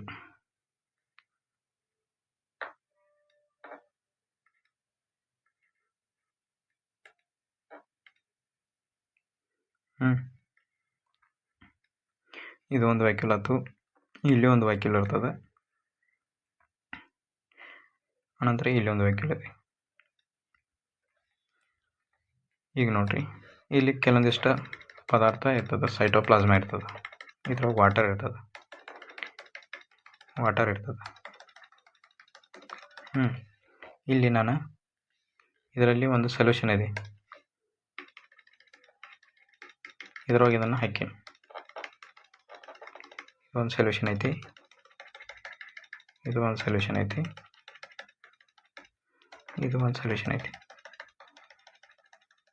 ಎರಡು ಒಂದು ಹೆಚ್ಚು ಕಡಿಮೆ ಸೊಲ್ಯೂಷನ್ಸ್ ಹೆಚ್ಚು ಕಡಿಮೆ ಇದಾವೆ ಅಂದ್ರೆ ಸಲ್ಯೂಟ್. ಇದ್ರೊಳಗೆ ಏನಾಗ್ತದೆ,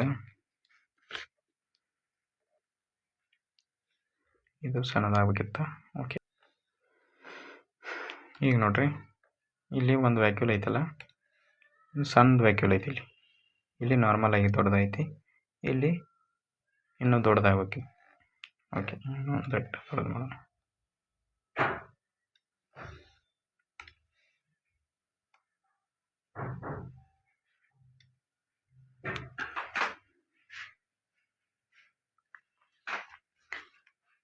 ಈಗ ನೋಡ್ರಿ, ಇಲ್ಲಿ ಇದ್ರೊಳಗೆ ಸಲ್ಯೂಟ್ ಅಂತಂದ್ರೆ ಏನ? ಸಲ್ಯೂಟ್ ದ್ರಾವ್ಯ, ಕರಗಿಸಿದಂಥದ್ದು ದ್ರಾವ್ಯ ಅಂತ ಕರಿತೀವಿ. ದ್ರಾವ್ಯ ಮತ್ತು ದ್ರಾವಣ.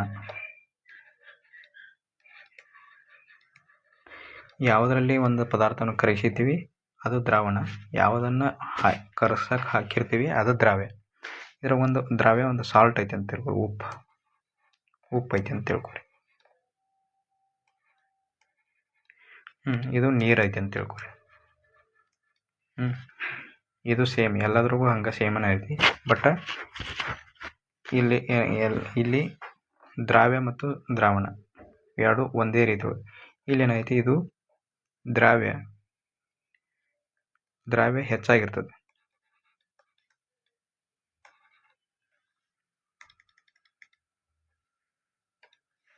ದ್ರಾವ್ಯ ಏನೈತಿ, ಇದು ಹೆಚ್ಚೈತಿ, ಮತ್ತು ದ್ರಾವಣ ಇದು ಕಡಿಮೆ ಐತಿ. ಇಲ್ಲಿ ದ್ರಾವ್ಯ ಮತ್ತು ದ್ರಾವಣ ಎರಡು ಸೇಮ್ ಇರ್ತಾವೆ, ಎರಡು ಒಂದೇ ಪ್ರಮಾಣದಾಗ. ಇದು 1:1 ಇರ್ತೈತೆ ಅನ್ನಂಗೆ ಅರ್ಥ. ಆನಂತರ 1:1 ಇರ್ತೈತಿ. ಇಲ್ಲಿ ದ್ರಾವಣ ಕಡಿಮೆ ಇರ್ತೈತಿ, ದ್ರಾವ್ಯ ಕಡಿಮೆ, ದ್ರಾವಣ ಹೆಚ್ಚಿರ್ತೈತಿ. ಆಗ ಇಲ್ಲಿ ದ್ರಾವ್ಯ ಕಡಿಮೆ ಅಂದ್ರೆ ಉಪ್ಪು ಹೆಚ್ಚಿತ್ತಂದ್ರೆ ಹೊರಗಡೆ ಕಾನ್ಸಂಟ್ರೇಷನ್ ಹೆಚ್ಚಾಗುತ್ತೆ.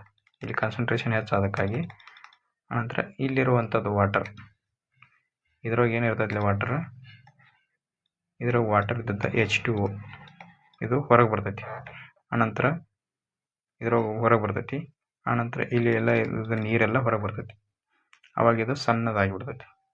ಆನಂತರ ಇದ್ರಾಗ ಐಸೋಟೋನಿಕ್ ಎರಡೂ ಸೇಮ್ ಇರೋದ್ರಿಂದ ಇದ್ರಾಗ ಏನೂ ಡಿಫ್ರೆನ್ಸ್ ಆಗಂಗಿಲ್ಲ. ಆನಂತರ ಇಲ್ಲಿ ಸಲ್ಯೂಟ್ ಕಡಿಮೆ ಐತಿ. ಇದ್ರೊಳಗೆ ಇದ್ದದ್ದು ನೀರು ಇದ್ರೊಳಗೆ ಹೆಚ್ಚು ಕಾನ್ಸಂಟ್ರೇಷನ್ ಆಗಿರುತ್ತೆ. ಇಲ್ಲಿ ಕೋಶದಾಗ ಹೆಚ್ಚು ಕಾನ್ಸಂಟ್ರೇಷನ್ ಆಗ್ತೈತಿ. ಅದ್ರ ಸಂಬಂಧ ಇಲ್ಲಿ ವಾಟರ್ ಹೆಚ್ಚಾಗಿ ಹೋಗ್ತೈತಿ. ಇಲ್ಲಿ ಸಾಲ್ಟ್ ಕಡಿಮೆ ಐತಿ, ಅದಕ್ಕಾಗಿ ಇಲ್ಲಿ ನೀರು ಹೆಚ್ಚು ಹೋಗ್ತೈತಿ. ಇಲ್ಲಿ ಸಾಲ್ಟ್ ಕಡಿಮೆ ಇರೋದ್ರಿಂದ ಇದ್ರೊಳಗೆ ನೀರು ಅದ್ರಾಗ ಹೋಗ್ತೈತಿ, ಅಂದ್ರೆ ಸರಿದೂಗಿಸ್ಕೋ ಸಮ. ಅದಕ್ಕಾಗಿ ಇಲ್ಲಿಂದ ಒಂದು ಕೋಶದಾಗಿಂದ ನೀರೆಲ್ಲ ಹೊರಗೆ ಬರ್ತಂದ್ರೆ ಅದೇನು ಹಂಗೆ ಕಾಣ್ತೈತಿ ಅಂದ್ರೆ ಪೂರ್ತಿ ಸುಕ್ಕುಡಿದಂಗೆ, ಅಂದ್ರೆ ಕುಬ್ಜ ಆಗಿ ಕಾಣ್ಬಿಡ್ತೈತಿ. ಪೂರ್ತಿ ಸಣ್ಣಾಗಿ ನೀರು ಜಗ್ಗಿ ಹಿಡ್ದಂಗೆ ಆಗ್ತೈತಿ, ಜಗ್ಗಿ ಹೋಗೋದಂಗೆ. ಅದರ ಸಂಬಂಧ ಇದಕ್ಕೆ ಏನಂತ ಕರಿತೀವಿ? ಪ್ಲಾಸ್ಮೋಲೈಸಿಸ್ ಅಂತ ಕರಿತೀವಿ. ಆನ್ಸರ್ ಪ್ಲಾಸ್ಮೋಲೈಸಿಸ್. ಯಾವಾಗ ಒಳಗಿನ ನೀರು ಹೊರಗೆ ಬರ್ತೈತಲ್ಲ, ಕೋಶದಿಂದ ನೀರು ಹೊರಗೆ ಬಂತಂದ್ರೆ ಅದಕ್ಕೆ ಪ್ಲಾಸ್ಮೋಲೈಸಿಸ್ ಅಂತ ಕರಿತೀವಿ. ಆನಂತರ ಈಗ ನೆಕ್ಸ್ಟ್ ಕ್ವಶನ್ ನೋಡೋಣ. ಇದನ್ನು ಭಾಳ ಈಗೇನು ಇಮೇಜ್ ಹಾಕಿ ತೆಗೆದಿದ್ದೆನಲ್ಲ, ಇದು ಭಾಳ ಇಂಪಾರ್ಟೆಂಟ್. ಹೈಪರ್ಟೋನಿಕ, ಐಸೋಟೋನಿಕ, ಆನಂತರ ಹೈಪೋಟೋನಿಕ ಇವೇನಿದಾವಲ್ಲ ಇವೊಂದು ಭಾಳ ಸಲ ಕೇಳ್ತಾರೆ ಎಕ್ಸಾಮ್ದಾಗ. ನೋಡಿರಿ, ಹೈಪರ್ಟೋನಿಕ್ದಾಗ ಸಾಲ್ಟ್ ಅಂದ್ರೆ ದ್ರಾವ್ಯ ಹೆಚ್ಚಿರ್ತೈತಿ, ಸಲ್ಯೂಟ್ ಹೆಚ್ಚಿರ್ತೈತಿ, ದ್ರಾವಣ ಸಾಲ್ವೆಂಟ್ ಕಡಿಮೆ ಇರ್ತದೆ. ಐಸೋಟೋನಿಕ್ದಾಗ ಎರಡೂ ಒಂದೇ ಸೇಮ್ ಇರ್ತಾವೆ, ದ್ರಾವಣನೂ ಅಷ್ಟೇ ಇರ್ತೈತಿ, ಸಾಲ್ವೆಂಟು ಅಷ್ಟೇ ಇರ್ತೈತಿ. ಈಗ ನೆಕ್ಸ್ಟ್ ನೋಡೋಣ ನೋಡ್ರಿ. ಇಲ್ಲಿ 23ನೇ ಕ್ವಶನ್. ಮಾನವನಲ್ಲಿ ಎಷ್ಟು ಜೋಡಿ ಲೈಂಗಿಕ ಗುಣಸೂತ್ರಗಳಿವೆ? ಅಂದರೆ how many sex chromosomes are there? ಅಂದರೆ 46 ಕ್ರೋಮೋಸೋಮ್ಸ್ ಇರ್ತಾವೆ, 2 ಪೇರ್ ಕ್ರೋಮೋಸೋಮ್ಸ್ ಇರ್ತಾವೆ, ಆನಂತರ 22 ಪೇರ್ಸ್ ಇರ್ತಾವೆ, ಅಥವಾ 1 ಪೇರ್ ಇರ್ತದೆ. ಆನ್ಸರ್ ಇದರದ ಏನಾಗ್ತದೆ ಅಂದ್ರೆ 1 ಪೇರ್ ಕ್ರೋಮೋಸೋಮ್ಸ್ ಇರ್ತೈತೆ. ಅದು ಯಾವುದಂದ್ರೆ XY ಒಂದು ಪೇರ್, ಅಂದರೆ 2 ಕ್ರೋಮೋಸೋಮು 1 ಪೇರ್. ಓಕೆ. ಆನಂತರ 46 ಪೇರ್ ಇರುವುದಿಲ್ಲ, 46 ಕ್ರೋಮೋಸೋಮ್ಸ್ ಇರ್ತಾವೆ ಒಂದು ಮನುಷ್ಯನಲ್ಲಿ. ಆನಂತರ 22 ಏನಿರ್ತಾವೆ ಆಟೋಸೋಮ್ಸ್ ಇರ್ತಾವೆ, ಆಟೋಸೋಮಲ್ ಕ್ರೋಮೋಸೋಮ್ಸ್.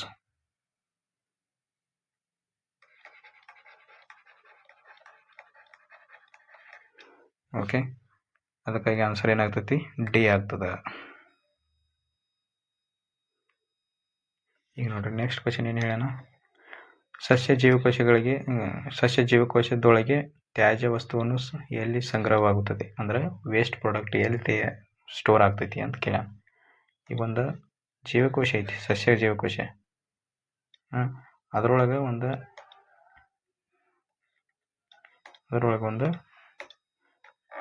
ನ್ಯೂಕ್ಲಿಯಸ್ ಇರ್ತದೆ.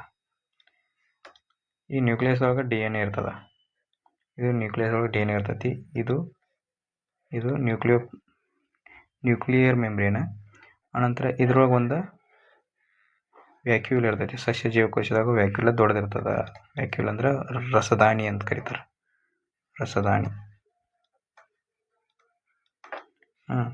ಇದ್ರೊಳಗೆ ನಮ್ದು ವಾಟರ್ ಒಂದು 80% ಸ್ಟೋರ್ ಆಗಿರ್ತದೆ. ಇದ್ರೊಳಗೆ ಅತಿ ಹೆಚ್ಚು ವಾಟರ್ ಸ್ಟೋರ್ ಐತಿ. ಇದಕ್ಕೆ ಬೇಡಾದಂಥ ವಸ್ತುಗಳನ್ನ ಇದ್ರೊಳಗೆ ಸ್ಟೋರ್ ಮಾಡ್ಕೋತೈತಿ. ಅದೇ ವೇಸ್ಟನ್ನು ಸ್ಟೋರ್ ಮಾಡ್ತೈತಿ. ವೇಸ್ಟ್ ಏನೇ ಇರಲಿ ಅದ್ರೊಳಗೆ ಖಾಲಿ ಜಾಗದಾಗ ಸ್ಟೋರ್ ಆಗ್ತದೆ. ಅದಕ್ಕಾಗಿ ಆನ್ಸರ್ ಏನಾಗ್ತದೆ? ವ್ಯಾಕ್ಯೂಲ್ಸ್ ಅಂತ ಆನ್ಸರ್ ಆಗುತ್ತೆ. ಈಗ ನೆಕ್ಸ್ಟ್ ನೋಡ್ರಿ, ಇಲ್ಲಿ ನೋಡ್ಬೋದು, ದೇಹದಲ್ಲಿನ ಗಾಯವನ್ನು ಸರಿಪಡಿಸಲು ಯಾವ ರೀತಿಯ ಜೀವಕೋಶ ವಿಭಜನೆ ಒಳಪಡುತ್ತದೆ? ಮೈಟೋಸಿಸ್ ಆಗ್ತದೋ?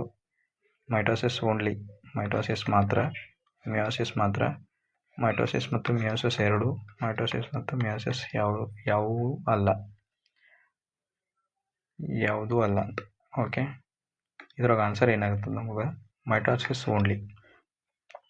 ಒಂದು ಜೀವಕೋಶ ಐತಿ, ಒಂದು ಜೀವಕೋಶದಿಂದ ಇನ್ನೊಂದು ಜೀವಕೋಶ ಹುಟ್ಟತೈತಿ ಅಂತ ಯಾರು ಹೇಳ್ತಾರೋ? ಶೆಲ್ಡನ್ ಮತ್ತು ಶ್ವಾನ್ ಹೇಳ್ತಾರೆ.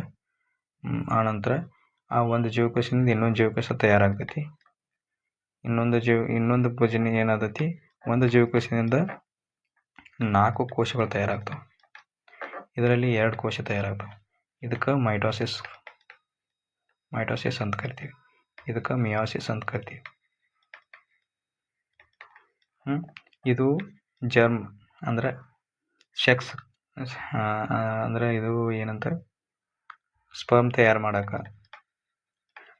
ತಯಾರಾಗಕ್ಕೆ ಅಥವಾ ವಯೂಮ್ ತಯಾರಾಗಕ್ಕೆ, ಅಂಡಾಣು ತಯಾರು ಮಾಡೋಕೆ ಮತ್ತು ಶುಕ್ರಾಣು ತಯಾರು ಮಾಡೋಕೆ ಮಿಯಾಸಿಸ್ ನಡೀತದೆ. ಮೈಟೋಸಿಸ್ ಸೆಲ್ ರಿಪೇರಿ, ಅಂದರೆ ಈಗ ಒಂದು ಕಚ್ಚದಾಗಿರ್ತೈತಿ ಬಾಡಿ ಒಳಗೆ ಕಚ್ಚಾತಂದ್ರೆ ಅದನ್ನು ರಿಪೇರಿ ಮಾಡೋಕೆ ಮೈಟೋಸಿಸ್ ನಡೀತದೆ. ಅದಕ್ಕೆ ಈಗ ಆನ್ಸರ್ ಮೈಟೋಸಿಸ್. ಇಲ್ಲಿ ನೋಡ್ರಿ, ಇದ್ರ ಬಗ್ಗೆ ತಿಳ್ಕೊಂಡು ನಾವು ಇಲ್ಲೇನು ಹೇಳ್ಯಾನ, ಇದು ಒಂದು ಪ್ರೊಪೇಜ್, ಇದು ಮೈಟೋಸಿಸ್ ಒಳಗೆ ಪ್ರೊಪೇಜ್, ಮಿಯಾಸಿಸ್ ಒಳಗೂ ಪ್ರೊಪೇಜ್ ಅಂತಂದು ಫಸ್ಟ್ ಇರ್ತದೆ. ಮಿಯಾಸಿಸ್ 1 ಮತ್ತು ಮಿಯಾಸಿಸ್ 2 ಅಂತ 2 ರೀತಿ ಒಳಗೆ ನಡೀತದೆ. ಅಲ್ಲಿ ಇಲ್ಲಿ ಒಂದೇ ರೀತಿ ಒಳಗೆ ನಡೀತದೆ, ಒಂದೇ ಸಲ. ಪ್ರೊಪೇಜ್ ಒಳಗೆ ಏನು ಮಾಡ್ತಾವೆ, ಕ್ರೋಮೋಸೋಮ್ಸ್ ಡ್ಯೂಪ್ಲಿಕೇಟ್ ಆಗ್ತಾವೆ. ಇಲ್ಲಿ ನೋಡ್ರಿ, ಇದು ಸೇಮ್ ಕ್ರೋಮೋಸೋಮ್, ಇದು ಗ್ರೀನ್ ಕಾಣತ್ತಾವೆ, ಎರಡು ಒಂದೇ ಕ್ರೋಮೋಸೋಮ್, ಒಂದೇ ಸೇಮ್ ಇರ್ತವೆ. ಅದರಲ್ಲಿ ಯಾವುದೇ ರೀತಿಯ DNA ಏನಿರ್ತೈತೆ ಅಲ್ಲಿ ಸೇಮ್ ಇರ್ತೈತಿ, ಅಂದ್ರೆ ಒಂದಿದ್ದದ 2 ಆಗಿರ್ತದೆ. ಇದು ಸೇಮ್ ಇರ್ತದೆ, ಇದು ಸೇಮ್ ಇರ್ತದೆ. ಇಲ್ಲಿ ಸೆಂಟ್ರಿಯೋಲ್ಸನ್ನು ತಯಾರು ಮಾಡ್ಕೊತಾವೆ, ಅಂದ್ರೆ ಅಲ್ಲಿ ಒಂಥರ ಫೈಬರ್ ಲೈಕ್ ಸ್ಟ್ರಕ್ಚರ್, ಒಂದು ಎಳೆಯಾಗಿ ತಯಾರಾಗ್ತದೆ. ಆನಂತರ ಅದು ಮುಂದೆ ಹೋಗಿ ಇವು ಕ್ರೋಮೋಸೋಮ್ ಸೆಂಟ್ರದಾಗ ಬರ್ತಾವೆ. ಸೆಂಟ್ರೋಜೋಲ್ಸ ಬಂದು ಇವು 2 ರೀತಿ ಒಳಗೆ 2 ಸೈಡ್ ಹೋಗಿ ನಿಂತು ಬಿಡ್ತಾವೆ. ಆನಂತರ ಥ್ರೆಡ್ಸ್ ತಯಾರಾಗ್ತವೆ. ಇವೆಲ್ಲ ಥ್ರೆಡ್ಸ್ ಅವನ್ನ ಅಂಟ್ಕೊಂಡು ಕುಂತಾವೆ. ಇದಕ್ಕೂ ಮೆಟಾಪೇಜ್ ಅಂತ ಕರಿತೀವಿ. ಅಲ್ಲಿ ಡ್ಯೂಪ್ಲಿಕೇಟ್ ಕ್ರೋಮೋಸೋಮ್ಸ್ ಅಲೈನ್ ಆಗ್ತಾವೆ ಮೆಟಾಪ್ಲೇಟ್ ಒಳಗೆ. ಇದನ್ನು ಭಾಳ ಸಲ ಕೇಳ, ಮೆಟಾಪ್ಲೇಟ್ ಒಳಗೆ ಅಲೈನ್ ಆಗ್ತಾವೆ. ಎಲ್ಲ ಕ್ರೋಮೋಸೋಮ್ಸ್ ಒಂದು ಪ್ಲೇಟ್ ಒಳಗೆ ಬರ್ತಾವೆ. ಆನಂತರ ಇಲ್ಲೂ ಹಂಗೆ, ಇಲ್ಲಿ 2 ರೀತಿ ಒಳಗೆ ಅಲೈನ್ ಆಗ್ತಾವೆ. ಇಲ್ಲೊಂದು ಕ್ರೋಮೋಸೋಮ್ ಸಪ್ರೇಟಾಗಿ. ಆನಂತರ ಇಲ್ಲಿನ ಅನಾಪ್ಲೇಜ್ ಮತ್ತು ಟೀಲೋಪೇಜ 2 ರೀತಿ ಒಳಗೆ ಹೊಡಿತದೆ. ಎಂಡ್ ರಿಸಲ್ಟ್ ಇದು 2n, ಇಲ್ಲಿ 2n, ಬಟ್ ಇಲ್ಲಿ n. ಇಲ್ಲಿ ಎಷ್ಟಿರ್ತಾವೆ, 23 ಪೇರ್ ಆಫ್ ಕ್ರೋಮೋಸೋಮ್ಸ್ ಇರ್ತಾವೆ. ಬಟ್ ಇಲ್ಲಿ ಪೇರನ್ನು ಆಗ್ತದೆ, 23 ಪೇರನ್ನು ಇರ್ತೈತಿ. ಬಟ್ ಇಲ್ಲಿ ಏನಾಗ್ತೈತಿ, ಓನ್ಲಿ n, 23 ಇರೋದಿಲ್ಲ. ಇಲ್ಲಿ 23 ಹಾಫ್ ಇರ್ತಾವೆ, 23 ಪೇರ್ದ ಹಾಫ್ ಇರ್ತಾವೆ. ಇವು 2 ಸೇರಿ 23 ಆಗ್ತಿರ್ತಾವೆ. ಇಲ್ಲಿ 2 ಸೇರಿ 23 ಆಗ್ತಾವೆ. ಇಲ್ಲಿ 2 ಸೆಲ್ ತಯಾರಾದ್ರೆ ಇಲ್ಲಿ 4 ಸೆಲ್ ತಯಾರಾಗ್ತವೆ. 2 ಹೆಪ್ಲಾಯ್ಡ್ ಡಾಟರ್ ಸೆಲ್ಸ್ ಅಂದ್ರೆ ಅರ್ಧ ತಯಾರಾಗ್ತವೆ. ಓಕೆ, ಇದು ಮೆಟಾಪೇಜ್ 1ದಾಗ. ಇದನ್ನು ಭಾಳ ಸಲ ಕೇಳ್ಯಾನ ಎಕ್ಸಾಮ್ದಾಗ. ಮೆಟಾಪೇಜ್ದ ಯಾವುದು, ಇದು ಮೆಟಾಪ್ಲೇಟ್ ಅಂತ ನೆನ್ಪಿಟ್ಕೋರಿ. ಮೆಟಾಪೇಜ್ದ ಪ್ಲೇಟ್ ಒಳಗೆ ಸೆಂಟ್ರದಾಗ ಕ್ರೋಮೋಸೋಮ್ ಬಂದು ನಿಲ್ತಾವು. ಇದನ್ನು ಭಾಳ ಸಲ ಕೇಳ್ಯಾನ ಎಕ್ಸಾಮ್ದಾಗ.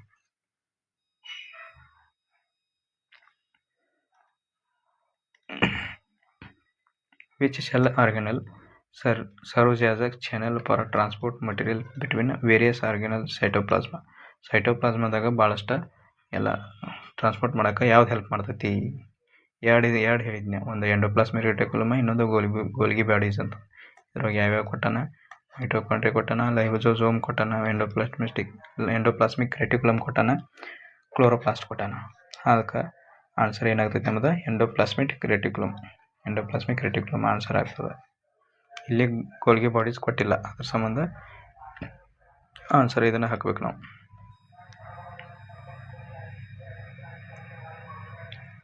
ಈಗ ನೆಕ್ಸ್ಟ್ ಕ್ವೆಶನ್ ನೋಡೋಣ. ಕ್ಲೋರೋಫಿಲ್ ಪಿಗ್ಮೆಂಟ್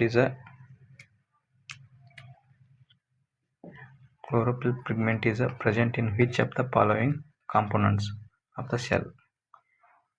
ಪ್ಲಾಂಟ್ಸ್ ಒಳಗೆ ಕ್ಲೋರೋಫಿಲ್ ಎಲ್ಲಿ ಕಂಡು ಬರ್ತದೆ? ಪ್ಲಾಂಟ್ಸ್ ಒಳಗೆ ಕಂಡು ಬರ್ತದೆ. ಕ್ಲೋರೋಫಿಲ್ ಎದ್ರೊಳಗೆ ಕಂಡು ಬರ್ತದೆ? ಕ್ಲೋರೋಪಾಸ್ಟ್ ಒಳಗೆ ಕಂಡು ಬರ್ತದೆ. ಇದ್ರ ಬಗ್ಗೆ ನಾವು ಮೊದಲು ತಿಳ್ಕೊಂಡು, ಮೊದಲು ಏನಿರ್ತೈತಿ, ಪ್ಲಾಸ್ಟಿಡ್ ಅಂತ ಇರ್ತದೆ. ಪ್ಲಾಸ್ಟಿಡ್ ಅಂತ ಕರಿತೀವಿ.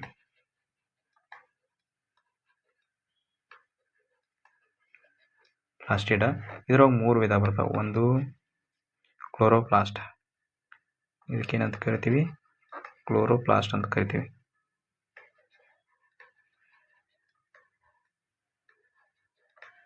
ಅಕ್ಷರ ಸರಿ ಆಗ್ತಾಯಿಲ್ಲ ಕರೆಕ್ಟಾಗಿ.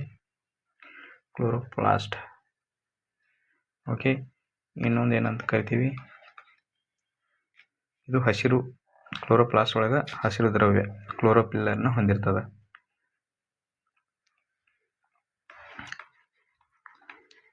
ಕ್ಲೋರೋಪ್ಲಾಸ್ಟ್ ಒಳಗೆ ಕ್ಲೋರೋಫಿಲ್ ಇರ್ತದೆ. ಇದರಿಂದ ನಮ್ಗೆ ದ್ವಿತೀಯ ಸಂಶ್ಲೇಷಣೆ ಕ್ರಿಯೆ ನಡೀತದೆ. ಓಕೆ, ಈಗ ಎರಡನೇದು ನೋಡ್ರಿ, ಫೋಟೋಸಿಂಥೆಸಿಸ್ ಮಾಡೋಕೆ ಇದು ಹೆಲ್ಪ್ ಮಾಡ್ತೈತಿ. ಮತ್ತು ಇಲ್ಲಿ ಗ್ಲುಕೋಸ್ ತಯಾರಾಗ್ತದೆ. ಆದರೆ ಎರಡನೇದ್ರೊಳಗೆ ಕ್ರೋಮೋಪ್ಲಾಸ್ಟ್ ಅಂತ ಇರ್ತದೆ. ಕ್ರೋಮೋಪ್ಲಾಸ್ಟ್ ಒಳಗೆ ಏನಾಗ್ತದೆ, ಇದು ಒಂಥರ ಹಳದಿ ಕಿತ್ತಳೆ ಬಣ್ಣ ಒಳಗೊಂಡಿರ್ತದೆ. ಹಳದಿ ಕಿತ್ತಳೆ ಬಣ್ಣ, ಕೆಂಪ ಬಣ್ಣಗಳನ್ನು ಒಳಗೊಂಡಿರ್ತದೆ. ಓಕೆ, ಮತ್ತು ಇದು ಹೂವು ಹಣ್ಣುಗಳಿಗೆ ಬಣ್ಣವನ್ನು ಒದಗಿಸ್ತದೆ. ಹೂವು ಮತ್ತು ಹಣ್ಣುಗಳಿಗೆ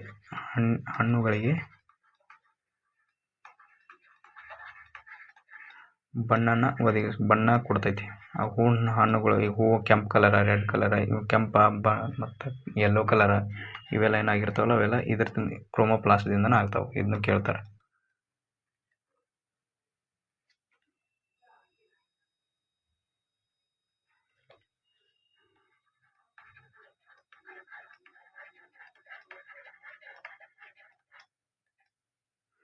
ಅನಂತರ ಮೂರನೇದು ಏನಾಗುತ್ತಂದ್ರೆ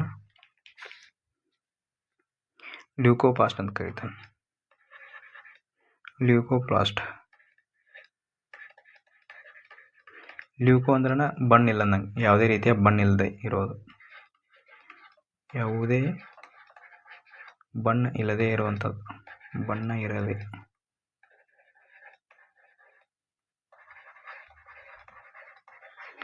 ಬಣ್ಣವಿಲ್ಲದ ಅಂಗ. ಇದು ಎಲ್ಲಿ ಕಂಡು ಬರ್ತದ ಅಂದ್ರೆ ಬೇರುಗಳಲ್ಲಿ, ಬೇರು ಮತ್ತು ಬೀಜದೊಳಗೆ. ಅನಂತರ ಇದು ಎಲ್ಲಿ, ಇದರಿಂದ ಏನೇನು ಇದರಲ್ಲಿ ಏನೇನು ಸ್ಟೋರ್ ಮಾಡ್ತೈತಿ ಅಂದ್ರೆ ಸ್ಟಾರ್ಚನ್ನು ಸ್ಟೋರ್ ಮಾಡ್ತೈತಿ. ಇದು ಗ್ಲೂಕೋಪಾಸ್ಟ್ ಒಳಗೆ ಸ್ಟಾರ್ಚ್ ಸ್ಟೋರ್ ಆಗ್ತದೆ. ಆನಂತರ ಫ್ಯಾಟ್ ಸ್ಟೋರ್ ಆಗ್ತದೆ, ಪ್ರೋಟೀನ್ಸು ಸ್ಟೋರ್ ಆಗ್ತದೆ.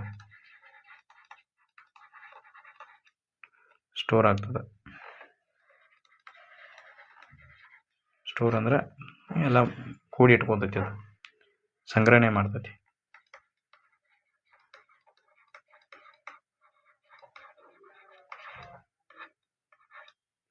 ಓಕೆ, ಇದು ಭಾಳ ಇಂಪಾರ್ಟೆಂಟ್ ಅದಾವೆ, ಇದನ್ನ ಬರೆದು ಇಟ್ಕೊಳ್ರಿ. ಈಗ ನೆಕ್ಸ್ಟ್ ನೋಡ್ರಿ, ವಿಚ್ ಆಫ್ ದ ಫಾಲೋಯಿಂಗ್, ಇದರ ಆನ್ಸರ್ ಏನು ಹೇಳಿದೆ ನಾನು? Chloroplast. Okay, which of the following organelles is also called as suicidal bag, ಆತ್ಮಹತ್ಯಾ ಚೀಲ. ಈ ನೋಡ್ರಿ, ಇದನ್ನು ಹೇಳಿದೆ ನಾನು, ಲೈಸೋಸೋಮ್ ಅಂತಂದ. ಕ್ಲೋರೋಪ್ಲಾಸ್ಟ್ ಇವಾಗಲೇ ಹೇಳಿದೆ. ಮೈಟೋಕಾಂಡ್ರಿಯಾ ಶಕ್ತಿಯ ಕಾರ್ಖಾನೆ, Golgi body transporter, packaging and transporter. Okay, ಈಗ ನೋಡ್ರಿ, ಈಗ ಒಂದು ಕೋಶ ಐತೆ, ಕೋಶ ಒಳಗೆ ನ್ಯೂಕ್ಲಿಯಸ್ ಇರ್ತದೆ. ಇಲ್ಲಿ ಲೈಸೋಸೋಮ್ ಇರ್ತಾವೆ. ಇವು ರೌಂಡನೇ ಇರ್ತಾವೆ. ಇದೊಂದು ಲೈಸೋಸೋಮ್ದಾಗ ಏನಿರ್ತದೆ ಅಂದರೆ ಹೈಡ್ರೋಲಿಟಿಕ್ ಎಂಜೈಮನ್ನು ಹೊಂದಿರ್ತದೆ. ಹೈಡ್ರೋಲಿಟಿಕ್ ಎಂಜೈಮ್ ಅಂದ್ರೆ ಕಿಣ್ವ ಅಂತ ಕರೀತಾರೆ ಅದಕ್ಕೆ. ಇದು ಕೋಶಕ್ಕೆ ಬೇಡವಾದಂಥ ವೇಸ್ಟ್ ಏನಿರುತ್ತೆ, ಕೋಶಕ್ಕೆ ಬೇಡವಾದಂಥ ಅಂಶಗಳನ್ನು ತಿಂತೈತೆ. ಅದು ಬೇಡವಾದ ಅಂಶಗಳನ್ನು ಜೀರ್ಣಿಸುತ್ತದೆ.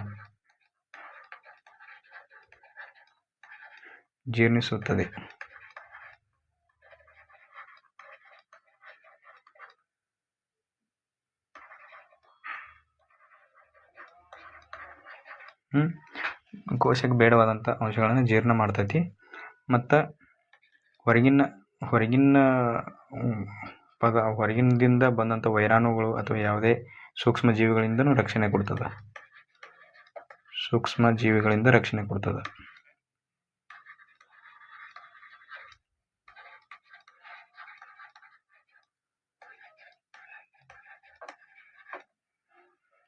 ರಕ್ಷಣೆ ಕೊಡುವುದು.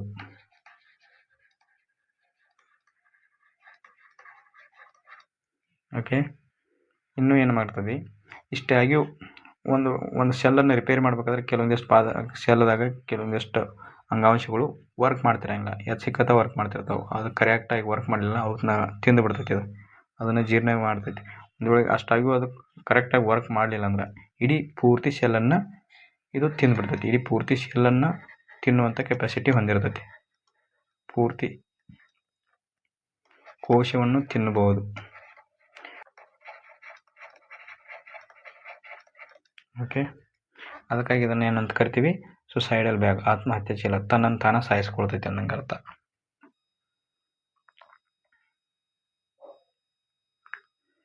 ಈಗ ನೆಕ್ಸ್ಟ್ ನೋಡ್ರಿ, what are the colourless molecules called? ಬಣ್ಣರಹಿತ ಅಣುಗಳನ್ನು ಪ್ಲಾಸ್ಟಿಡ್ಗಳನ್ನು ಏನೆಂದು ಕರೀತಾರೆ? ಇದೇಗಲೂ ಹೇಳಿನಿ, ಲ್ಯೂಕೋಪ್ಲಾಸ್ಟಿಡ್. ಲ್ಯೂಕೋದಾಗ ಬಣ್ಣ ಇರಂಗಿಲ್ಲ. ಎಪಿಕ್ಲೋಪ್ಲಾಸ್ಟ, ಕ್ರೋಮೋಪ್ಲಾಸ್ಟಿಡ, ಕ್ಲೋರೋಪ್ಲಾಸ್ಟಿಡ ಅಂತೂ ಇನ್ನು ಕ್ಲೋರೋಪ್ಲಾಸ್ಟಿಡ್ದಾಗ ಕ್ಲೋರೋಪಿಲ್ ಇರ್ತದೆ. ಕ್ರೋಮೋಪ್ಲಾಸ್ಟಿಡ್ ಒಳಗೆ ಒಂದು ಇದನ್ನು ಹಸಿರು ಮತ್ತು ಬಣ್ಣ ಕೊಡಕ್ಕೆ ಹಸಿರು, ಕೆಂಪ, ಏನು ಹಣ್ಣಿಗೆ ಬೆಣ್ಣ ಸಿಗುತ್ತಲ್ಲ ಹಣ್ಣುಗಳಿಗೆ, ಅದೆಲ್ಲ ಕ್ರೋಮೋಪ್ಲಾಸ್ಟಿಂದ ಸಿಗ್ತದೆ. ಕ್ಲೋರೋಪ್ಲಾಸ್ಟ್ ಒಳಗೆ ದ್ವಿತೀಯ ಸಂಶ್ಲೇಷಣೆ ಕ್ರಿಯೆ ನಡೀತದೆ. ಆನಂತರ ಲ್ಯೂಕೋಪ್ಲಾಸ್ಟ್ ಒಳಗೆ ಬಣ್ಣ ಇರಂಗಿಲ್ಲ, ಅದೇ ಬೇರು ಮತ್ತು ಬೀಜದಾಗ ಇರ್ತದೆ. ಆವಾಗಲೇ ಹೇಳಿದಂಗೆ ಆನ್ಸರ್ ಇದರದ ಆನ್ಸರ್ ಲ್ಯೂಕೋಪ್ಲಾಸ್ಟ್. ಓಕೆ, ಈಗ ನೋಡ್ರಿ ನೆಕ್ಸ್ಟ್ ಕ್ವೆಶನ್ ನೋಡೋಣ.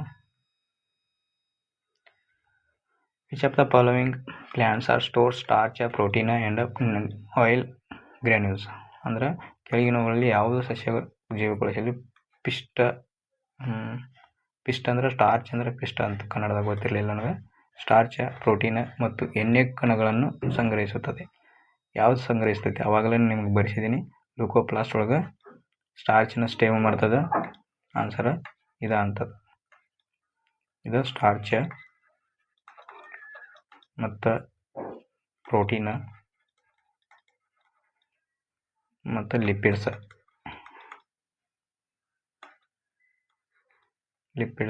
ಫ್ಯಾಟ್ಸ ಎಲ್ಲ ಸ್ಟೋರ್ ಮಾಡ್ತದೆ, ಸಂಗ್ರಹಣೆ ಮಾಡ್ತೈತಿ. ಕ್ಲೋರೋಪ್ಲಾಸ್ಟ್ ಅಂತ ಅವಾಗ ನೋಡಿದ್ರಿ. ಲೈಸೋಸೋಮ್ ಅಂತ ಸುಸೈಡಲ್ ಬ್ಯಾಗ್ ಅಂತ ಕರಿತೀವಿ. ಇದು ಆನ್ಸರ್ ಆಗ್ತದೆ, ನೋಡ್ಕೊಳ್ರಿ. ಈಗ ನೆಕ್ಸ್ಟ್ ಕ್ವೆಶನ್ ನೋಡ್ರಿ. ಪ್ರೋಟೀನ್ಗಳು ಮತ್ತು ಲಿಪಿಡ್ಗಳನ್ನು ಕೋಶಗಳಾಗಿ ಸಾಗಿಸಲು, ಮಾರ್ಪಡಿಸಲು ಮತ್ತು ಪ್ಯಾಕೇಜಿಂಗ್ ಮಾಡಲು ಯಾವ ಕಣದಂಗವು ಕಾರಣವಾಗಿದೆ? ಅಂದರೆ which of the following organelles responsible for transport, modification, packaging of protein, lipids and to vesicles? ನಾನು ಹಿಂಗೆ ಅವಾಗ ಹೇಳಿದೆ, ಪ್ಯಾಕೇಜಿಂಗ್ ಅಂತ ಬಂತಂದ್ರೆ ಗೋಲ್ಗಿ ಬಾಡೀಸ್. ಅದಕ್ಕಾಗಿ ಹುಡುಕಾಡೋದು. ಪ್ಯಾಕೇಜಿಂಗ್ ಅಂತ ಬಂತಂದ್ರೆ ಗೋಲ್ಗಿ ಬಾಡೀಸ್. ಇಲ್ಲಿ ಪ್ಯಾಕೇಜಿಂಗ್ ಅಂತ ಮೆನ್ಷನ್ ಮಾಡಿದಾನೆ. ಟ್ರಾನ್ಸ್ಪೋರ್ಟ್ ಮಾಡ್ತೈತಿ ಮತ್ತು ಪ್ಯಾಕೇಜಿಂಗ್ ಮಾಡ್ತೈತಿ.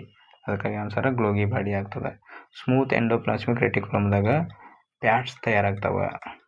ಫ್ಯಾಟ್ಸ್ ಮತ್ತು ಲಿಪಿಡ್ಸ್ ಇದ್ರಾಗ ತಯಾರಾಗ್ತದೆ. ರಫ್ದಾಗ ರೈಬೋಸೋಮ್ ಇರ್ತಾವೆ, ಪ್ರೋಟೀನ್ ತಯಾರಾಗ್ತದೆ. ರೈಬೋಸೋಮ್. ಈಗ ನೆಕ್ಸ್ಟ್ ನೋಡ್ರಿ.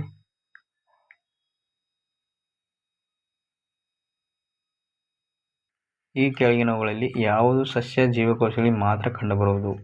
ಸಸ್ಯ ಜೀವಕೋಶದಾಗ ಮಾತ್ರ ಕಂಡುಬರ್ತೈತಿ. ಏನು ಕಂಡುಬರ್ತೈತಿ? ಗಾಲ್ಗಿ ಬಾಡಿನೋ, ಮೈಟೋಕಾಂಡ್ರಿಯನೋ, ಪ್ಲಾಸ್ಟಿಡೋ, ನ್ಯೂಕ್ಲಿಯಸ್ ಪ್ರಾಣಿ ಜೀವಕೋಶದಾಗ ಇರ್ತೈತಿ, ಮೈಟೋಕಾಂಡ್ರಿಯನೂ ಇರ್ತೈತಿ, ಗೋಲ್ಗಿ ಬಾಡಿನೂ ಇರ್ತೈತಿ. ಬಟ್ ಪ್ಲಾಸ್ಟಿಡ್ಸ್ ಇರಂಗಿಲ್ಲ. ಪ್ಲಾಸ್ಟಿಡ್ಸ್ ಎಲ್ಲಿರ್ತಾವೆ?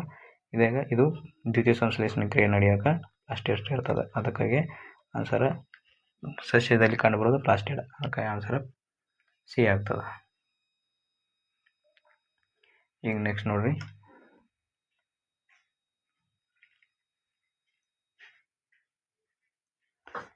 Endoplasmic reticulum. ಈಗ 33ನೇ ಕ್ವೆಶನ್ ನೋಡ್ರಿ. Which functions both as passage way for intercellular transport and manufacturing surface? ಯಾವುದು ವರ್ಕ್ ಮಾಡ್ತೈತಿ? ಎಂಡೋಪ್ಲಾಸ್ಮಿಕ್ ರೆಟಿಕ್ಯುಲಮ್ ಅಂದರೆ ಅಂತರ್ಜೀವಕೋಶ ಸಾಗಣೆಗೆ ಮಾರ್ಗವಾಗಿ ಮತ್ತು ಉತ್ಪಾದನೆಯ ಮೇಲ್ಮೈಯಾಗಿ ಯಾವುದು ನಿರ್ವಹಿಸುತ್ತದೆ? ಅಂದರೆ ಉತ್ಪಾದನೆಯೂ ಅದು ಮಾಡ್ತೈತಿ ಮತ್ತು ಟ್ರಾನ್ಸ್ಪೋರ್ಟು ಮಾಡ್ತೈತಿ. ಅದು ಯಾವುದು ಅಂತ ಕೇಳ್ಯಾನ. ಅದಕ್ಕೆ ಇದು ಜೀವಕೋಶ ಒಳಗೆ ನಡಿತೈತಿ. ಅದಕ್ಕೆ ಹೇಳಿ ನಿಮ್ಗೆ ಎಂಡೋಪ್ಲಾಸ್ಮಿಕ್ ರೆಟಿಕ್ಯುಲಮ್ ಒಳಗಡೆ ಮಾಡೋದು ಎಂಡೋಪ್ಲಾಸ್ಮಿಕ್ ರೆಟಿಕ್ಯುಲಮ್, ಹೊರಗಡೆನೂ ಮಾಡ್ತೈತಿ, ಅದು ಗೋಲ್ಗಿ ಬಾಡೀಸ್ ಅಂತ ಬರ್ತದೆ. ಎರಡು ಟ್ರಾನ್ಸ್ಪೋರ್ಟ್ ಬಂದಲ್ಲಿ ಎಂಡೋಪ್ಲಾಸ್ಮಿಕ್ ರೆಟಿಕ್ಯುಲಮ್ ಮತ್ತು ಗೋಲ್ಗಿ ಬಾಡೀಸ್ ಎರಡರೊಳಗೆ ಚೆಕ್ ಮಾಡ್ಕೋಬೇಕು. ಆಪ್ಷನ್ದಾಗ ಎರಡರೊಳಗೆ ಒಂದು ಕೊಟ್ಟಿರ್ತಾನೆ. Okay, answer endoplasmic reticulum. ಇದು ಪ್ರೋಟೀನನ್ನು ತಯಾರು ಮಾಡ್ತೈತಿ. ಪ್ಲಾಸ್ಟಿಡ್ ಇದರಲ್ಲಿ ದ್ವಿತೀಯ ಸಂಶ್ಲೇಷಣೆ ಕ್ರಿಯೆಗಳು ನಡೀತವೆ. ಮೈಟೋಕಾಂಡ್ರಿಯಾದಾಗ ಶಕ್ತಿಯ ಕಾರ್ಖಾನೆ. ಆನ್ಸರ್ ನಮ್ಗೆ ಎ ಆಗ್ತದೆ.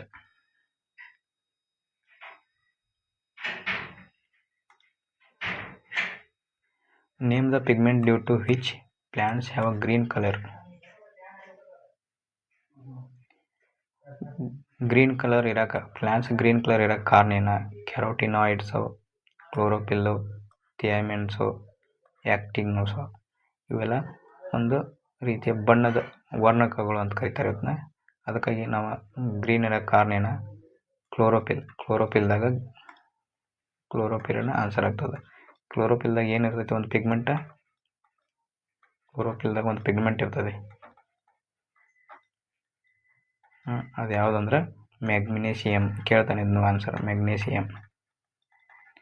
ಈ ಮ್ಯಾಗ್ನೀಷಿಯಂ ಇರೋದ್ರಿಂದ ಅದು ಗ್ರೀನ್ ಆಗಿ ಕಾಣ್ತದೆ. ಈ ಪಿಗ್ಮೆಂಟ್ದಿಂದ ಗ್ರೀನ್ ಆಗಿ ಎಲ್ಲ ಎಲೆಗಳು ಗ್ರೀನ್ ಕಾಣ್ತವೆ. ಇದರಿಂದ ದ್ವಿತೀಯ ಸಂಶ್ಲೇಷಣೆ ಕ್ರಿಯೆಗೆ ಹೆಲ್ಪ್ ಆಗ್ತದೆ. ಈಗ ನೆಕ್ಸ್ಟ್ ಕ್ವೆಶನ್ ನೋಡ್ರಿ. ಪ್ಲಾಸ್ಟಿಡ್ಗಳು ಮತ್ತು ಮೈಟೋಕಾಂಡ್ರಿಯಾ ನಡುವೆ ಇರುವ ಸಾದೃಶ್ಯಗಳು ಯಾವುವು? ಅಂದ್ರೆ ಸೇಮ್ ಇರುವಂಥವು ಯಾವುವು? Similarities do plastids share with mitochondria. ಮೈಟೋಕಾಂಡ್ರಿಯಾಗೆ ಮತ್ತು ಪ್ಲಾಸ್ಟಿಡ್ಗೆ ಏನು ಸೇಮ್ ಐತಿ ಅಂತ ಕೇಳೋಣ. ಮೈಟೋಕಾಂಡ್ರಿಯಾದಾಗ DNA ಮತ್ತು ಪ್ಲಾಸ್ಟಿಡ್ದಾಗೂ DNA ಇರ್ತದೆ. ನೆನ್ಪಿಟ್ಕೋಬೇಕು ನೀವು. ಪ್ಲಾಸ್ಟಿಡ್ದಾಗ ನಾನು ಹೇಳಿ ನಿಮ್ಗೆ, ಪ್ಲಾಸ್ಟಿಡ್ ಒಳಗೆ ತನ್ನದೇ ಆದಂಥ DNA ಪ್ಲಸ್ ರೈಬೋಸೋಮ್ಸ್ ಇರ್ತಾವೆ. ಸೇಮ್ ಅದೇ ರೀತಿ ಒಳಗೆ ಮೈಟೋಕಾಂಡ್ರಿಯಾದಾಗೂ ಅದೇ ರೀತಿ ಒಳಗೆ ಇರ್ತೈತೆ ಮೈಟೋಕಾಂಡ್ರಿಯಾ. ಇದ್ರಾಗೂ ಸೇಮ್ ಇರ್ತದೆ. ಅದಕ್ಕಾಗಿ ಇದ್ರಾಗ ಯಾವುದಿರ್ತಾವೆ? Both their own DNA and ribosomes. Answer ಏನಾಗ್ತದೆ ನಮಗೆ? ಬಿ ಆಗ್ತದೆ. ಬೋತ್ ಪ್ರೊಡ್ಯೂಸಸ್ ATP ಅಂತ ಹೇಳಿ. ಪ್ಲಾಸ್ಟಿಡ್ ATPನ ಪ್ರೊಡ್ಯೂಸ್ ಮಾಡೋಂಗಿಲ್ಲ, ಅಲ್ಲಿ ದ್ವಿತೀಯ ಸಂಶ್ಲೇಷಣೆ ಕ್ರಿಯೆ ನಡೀತದೆ. Both are present only plant cell. ಎರಡು ಪ್ಲಾಂಟ್ ಸೆಲ್ ಎಲ್ಲರ ಥರ ಪ್ಲಾಂಟ್ ಸೆಲ್ ಇರೋದು ಪ್ಲಾಸ್ಟಿಡ್ ಒಂದು. ಮೈಟೋಕಾಂಡ್ರಿಯಾ ಎರಡರೊಳಗೆ ಇರ್ತದೆ. ಆನಂತರ ಬೋತ್ ಕಂಟೇನ್ ಕ್ಲೋರೋಫಿಲ್ ಎರಡರೊಳಗೆ ಇರೋಂಗಿಲ್ಲ. ಮೈಟೋಕಾಂಡ್ರಿಯಾದಾಗ ಕ್ಲೋರೋಫಿಲ್ ಇರೋಂಗಿಲ್ಲ, ಬಟ್ ಪ್ಲಾಸ್ಟಿಡ್ ಒಳಗೆ ಕ್ಲೋರೋಫಿಲ್ ಇರ್ತದೆ. ಓಕೆ, ಇವತ್ತಿನ ಕ್ಲಾಸ್ ನಾವು ಇಲ್ಲಿಗೆ ಮುಗಿಸೋಣ ಅಂತಂದು ಹೇಳ್ತಾ, ಇಷ್ಟು ಕ್ವೆಶನ್ ನೀವು ಮಾಡಿದರೆ ಸಾಕು.